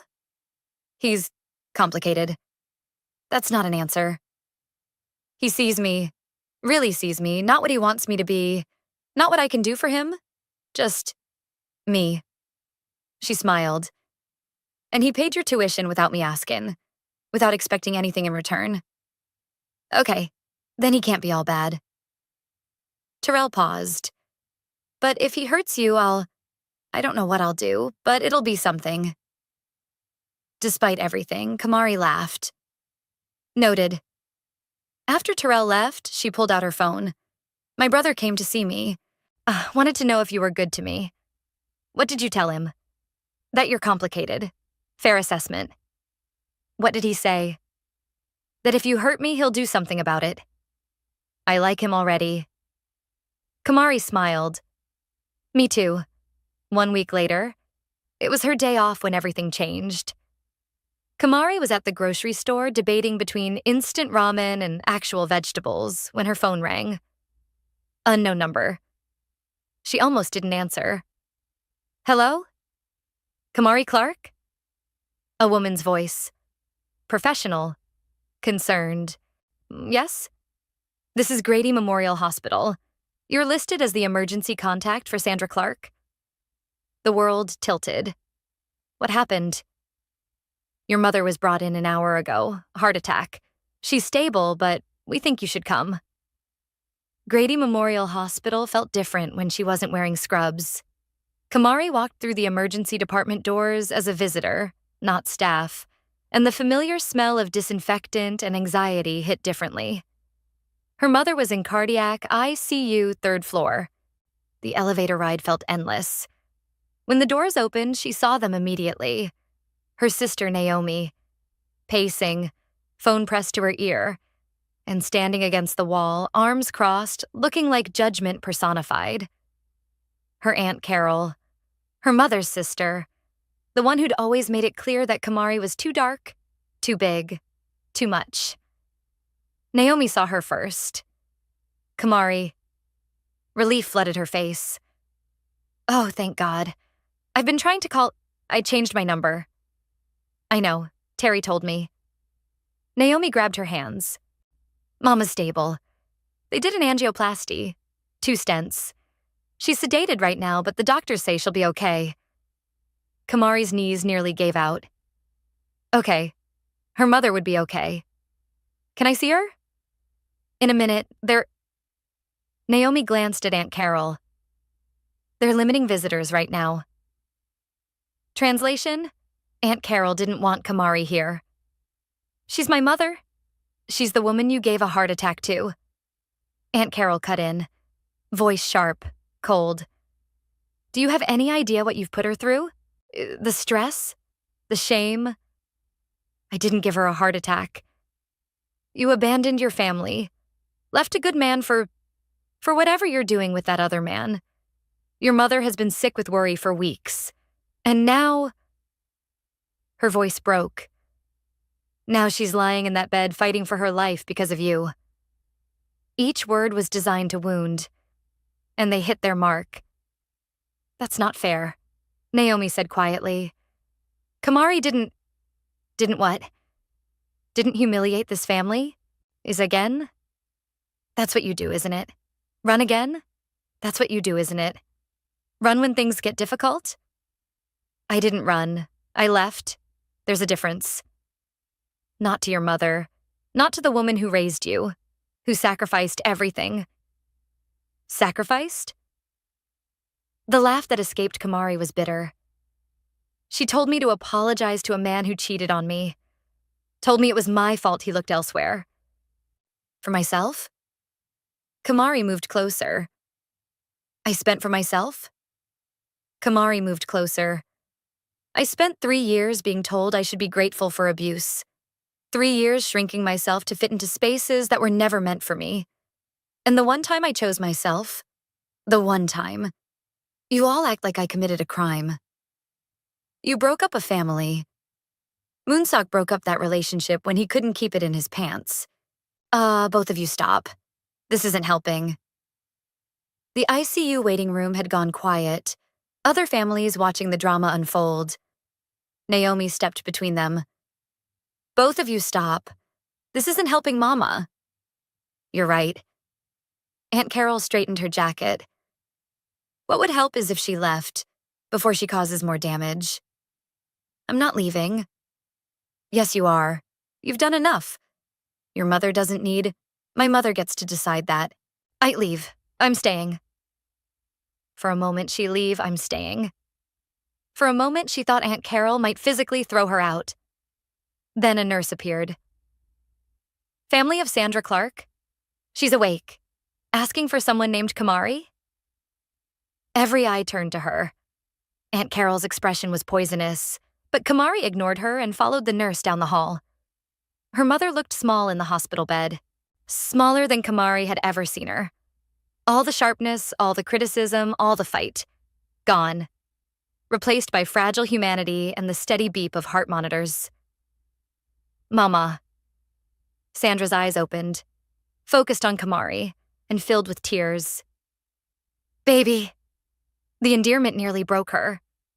Kamari moved to the bedside, took her mother's hand carefully, avoiding the IV line.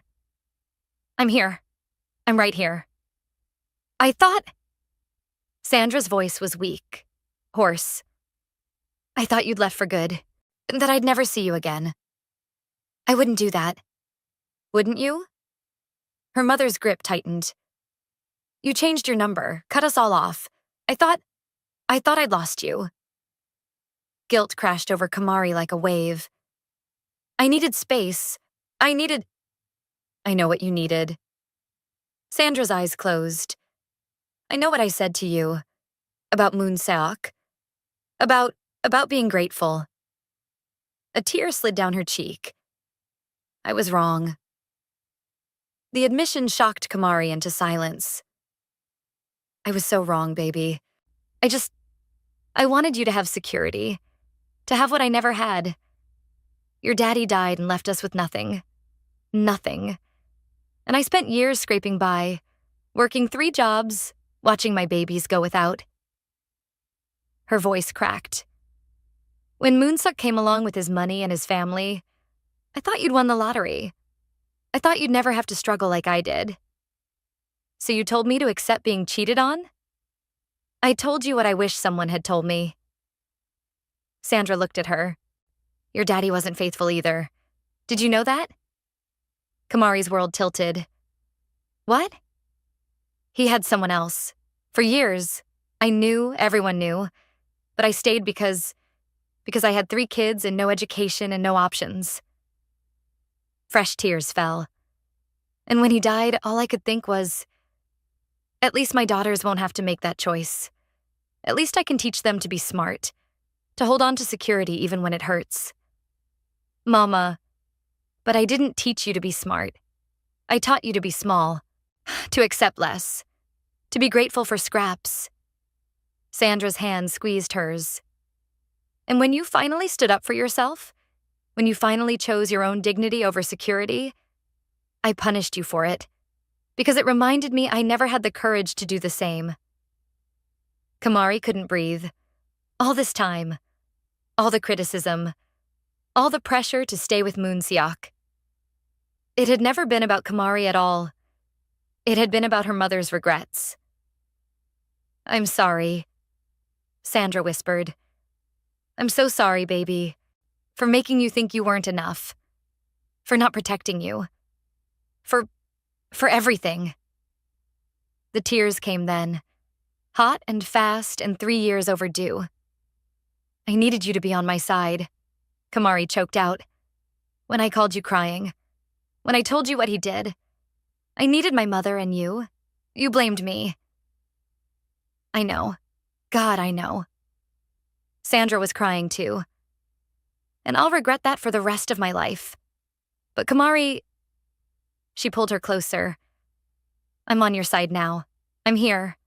And if you'll give me another chance, I promise I'll do better. Kamari wanted to believe it, wanted to let go of the hurt and anger and accept this olive branch. But 3 years of wounds didn't heal with one apology. I need time, she said quietly. I need to know this is real. Not just because you're scared or sick or... I know, I understand. Sandra touched her face gently. Take all the time you need. Just don't disappear on me, please.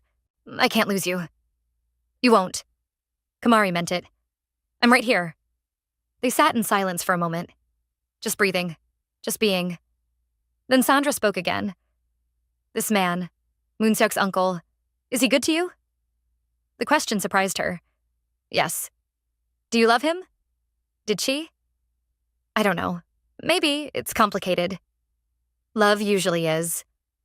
Her mother smiled weakly. But does he see you? Really see you? Not what he wants you to be. Not what you can do for him. Bring him next time. Let me meet the man. Bring him next time. Let me meet the man who helped my daughter remember she's worth fighting for. Outside the ICU, Aunt Carol was gone. Only Naomi remained, looking exhausted. How is she? Stable, apologetic.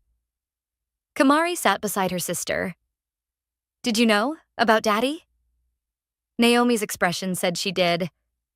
Mama told me a few years ago, during one of her stay with your man no matter what speeches. She laughed bitterly.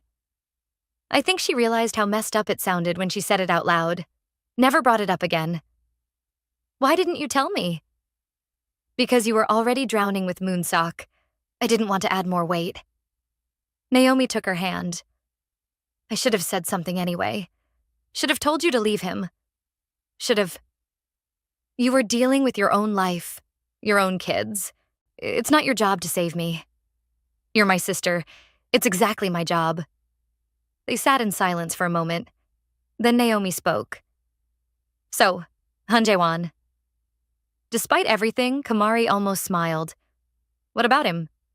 Is it serious? I don't know what it is. But you want it to be? The question hung there. Did she? 3 weeks ago, she'd walked away from him. Told him she needed to be her own person. Not his weapon. Not his project. But every day since, she'd thought about him. I mattered. Yes, she admitted. I think I mattered. Yes, she admitted. I think I do. Then why did you leave? Because I was terrified. Of needing him. Of becoming dependent on someone else. Of trading one cage for another. And now? Now I think... Kamari stopped. Started again. Now I think maybe needing someone isn't the same as being trapped by them. Maybe letting someone help you isn't weakness. Maybe... Her phone buzzed. JH. I heard about your mother. Are you okay?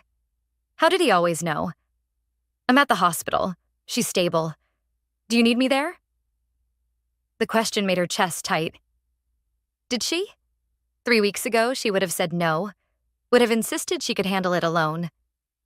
But sitting in this waiting room, exhausted and emotionally wrung out? Yes. I'll be there in 15 minutes. She looked at Naomi. He's coming. Her sister smiled. Good. It's about time. Jae-won arrived in 12 minutes. He walked into the ICU waiting room like he owned the space, dressed in all black, drawing every eye. But his focus was only on Kamari. Hey! Hey! For a moment, they just looked at each other. Then Kamari stood and walked into his arms. He held her tight. One hand in her hair, the other solid against her back.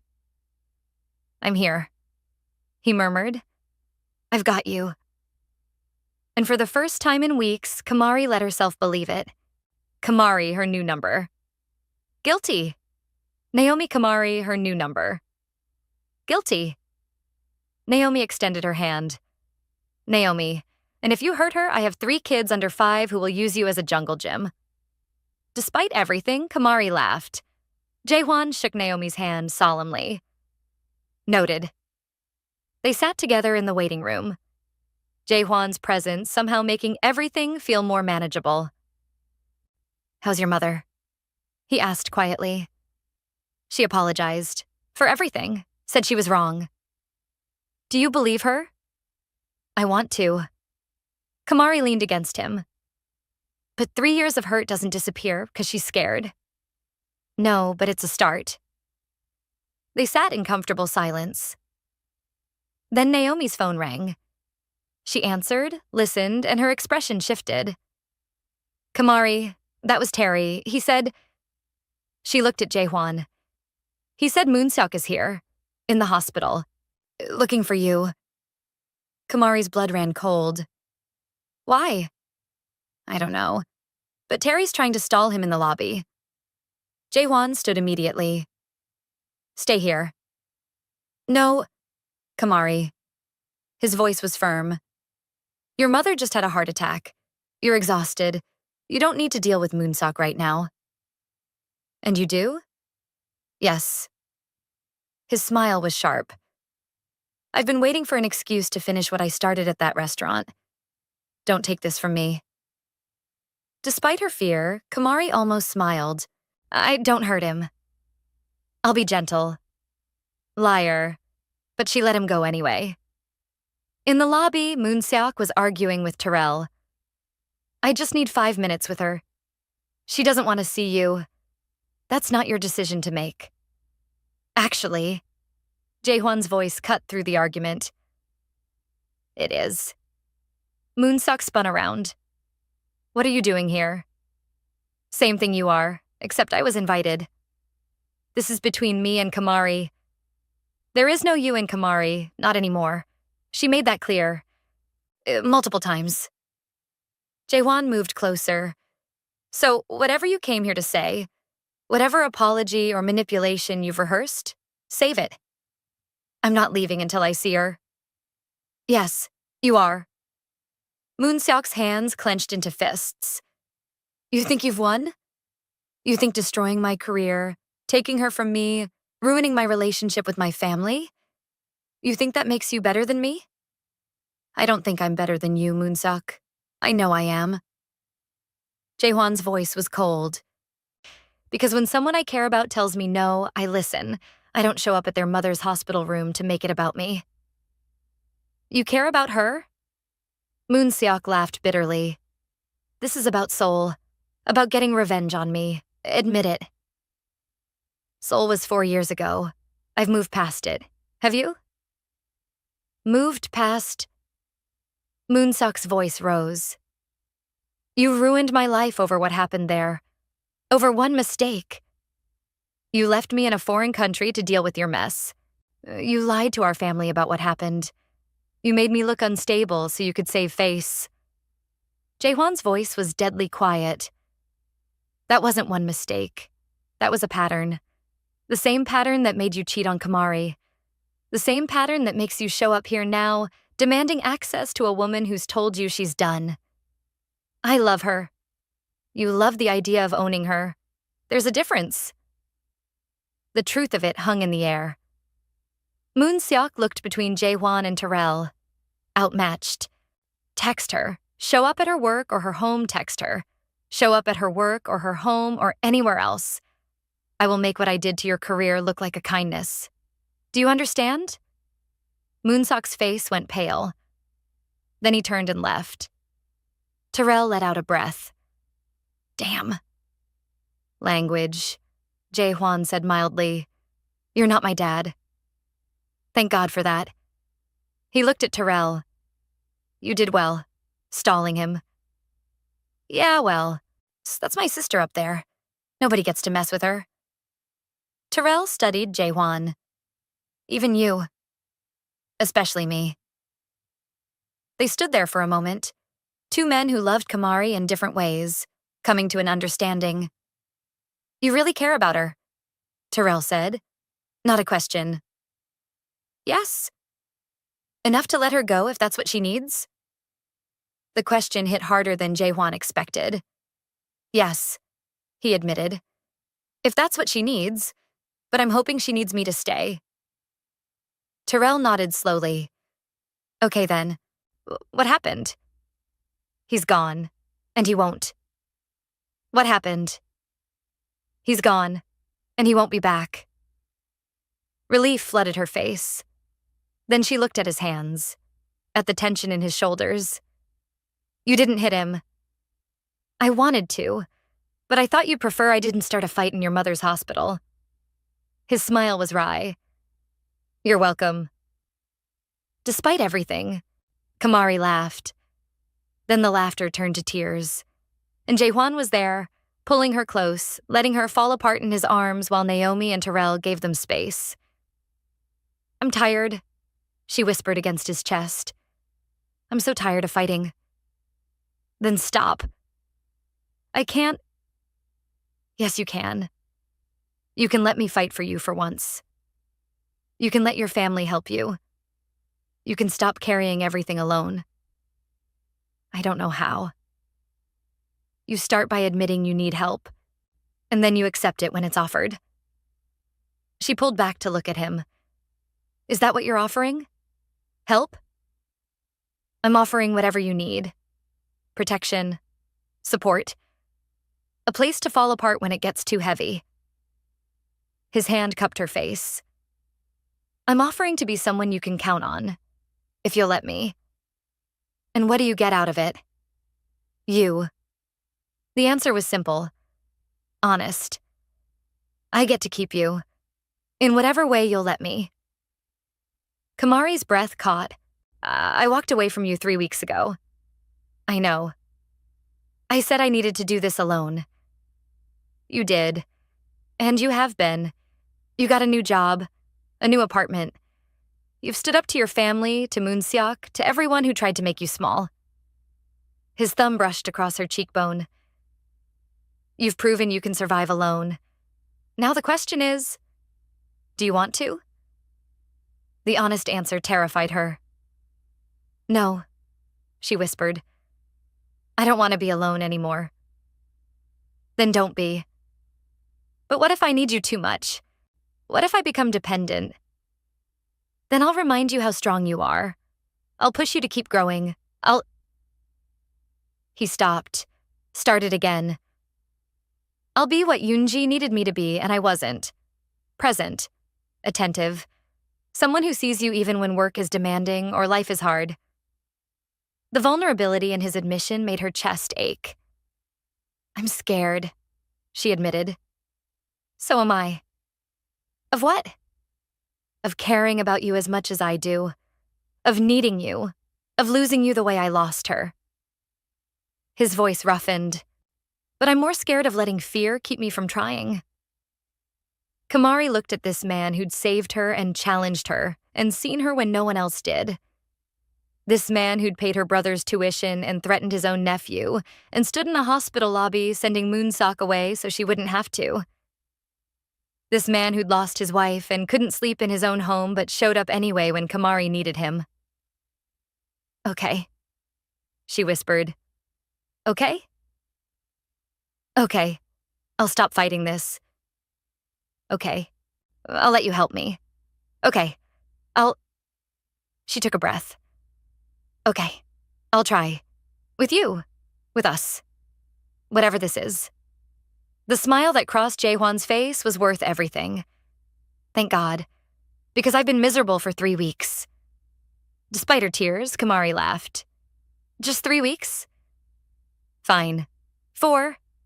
Since you walked out of my hotel suite and I realized I'd just sent away the most interesting thing that's happened to me in 4 years. Interesting? Infuriating? Stubborn? Or brave? His hands framed her face. Perfect. I'm not perfect. No? But you're perfect for me. Then he kissed her. Soft and careful and full of promises. And for the first time since this whole mess started, Kamari felt like maybe everything would be okay. When they broke apart, Naomi was grinning. About damn time. Terrell made a gagging sound. I'm right here. That's gross. But he was smiling too. 2 months later, Kamari's mother was released from the hospital with strict orders: diet, exercise, stress management, and an unexpected directive from her cardiologist. Whatever you've been fighting with your daughter about, let it go. Your heart can't take the stress. So Sandra did. She let go of her disappointment, her judgment, her need to control Kamari's life. And slowly, painfully, slowly, they started rebuilding. Sunday dinners became a thing. Not at the Hahn estate, at Naomi's house. Just the Clark family. +1. Jae-hwan showed up every week with expensive wine and patience for Terrell's questions about business, and Naomi's kids climbing all over him. Sandra watched it all with careful eyes. One Sunday after dinner, she pulled Kamari aside. "He's good for you." "He is." You smile again. Real smiles. Not the fake ones you used to give Moon Seok. Kamari looked at Jae-hwan, who was currently being used as a jungle gym by her nephews while Terrell filmed it on his phone. "Yeah, I do." "Are you happy?" The question was simple, but the answer was complicated. Was she happy? She'd lost her old life, her old family, her safety net. But she'd gained herself back, her dignity, her voice, and she'd gained him. "Yes," she said. "I think I am." Sandra hugged her then, tight and fierce. "Good. That's all I ever wanted for you, baby. Even when I was too broken to say it right." That night, as in Jae-hwan's penthouse, the one he could finally walk into without flinching, Kamari stood by the window looking out at the city. "What are you thinking about?" Jae-hwan asked, coming up behind her. "How different everything is. 2 months ago, I was sleeping in a motel. 3 months ago, I was planning to spend my life with Moon Seok. Regrets? Not even one." His arms came around her waist. "Good, because I'm not letting you go." Possessive. Always. She turned in his arms. "You know what's funny?" "What?" "I came to you asking to be ruined, and you did. You ruined every plan I had, every safe choice, every careful step I'd taken to be acceptable. Should I apologize?" "No." She smiled. "Because you also rebuilt me into something stronger, something that doesn't apologize for existing. You did that yourself. I just reminded you it was possible. We did it together." She kissed him softly.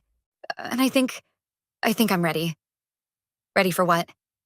"For whatever comes next. For us. For..." She took a breath. "For keeping this. For real." Jae-hwan's expression shifted, softened. "Are you sure? Because once you commit to this, to me, I won't let you take it back. If I keep you, I keep all of you." "I know." She met his eyes. "I'm counting on it."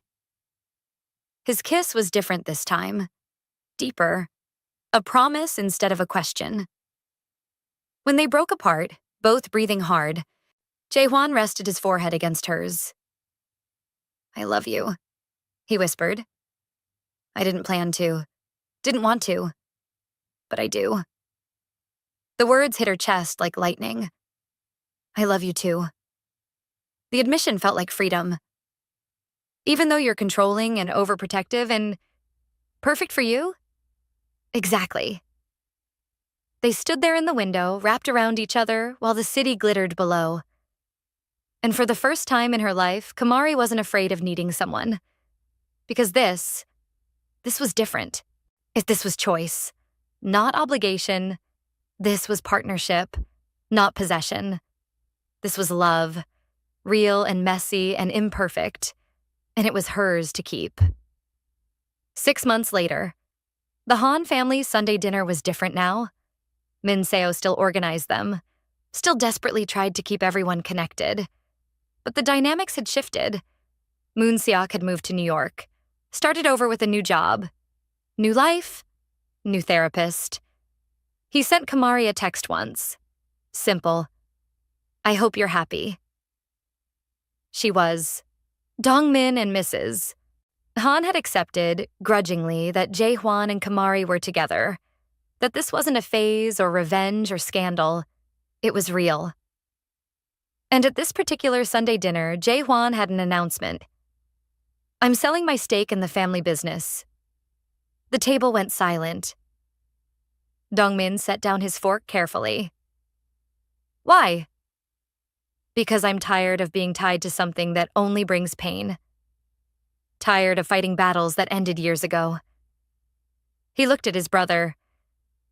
"And because I want to build something new. Something that's mine." "Doing what?" "Consulting. Helping other businesses grow. On my terms." He paused. "And I want Kamari to do it with me." Every eye turned to her. "Me?" "You." Jae-hwan took her hand. "You're brilliant with people, with understanding what they need.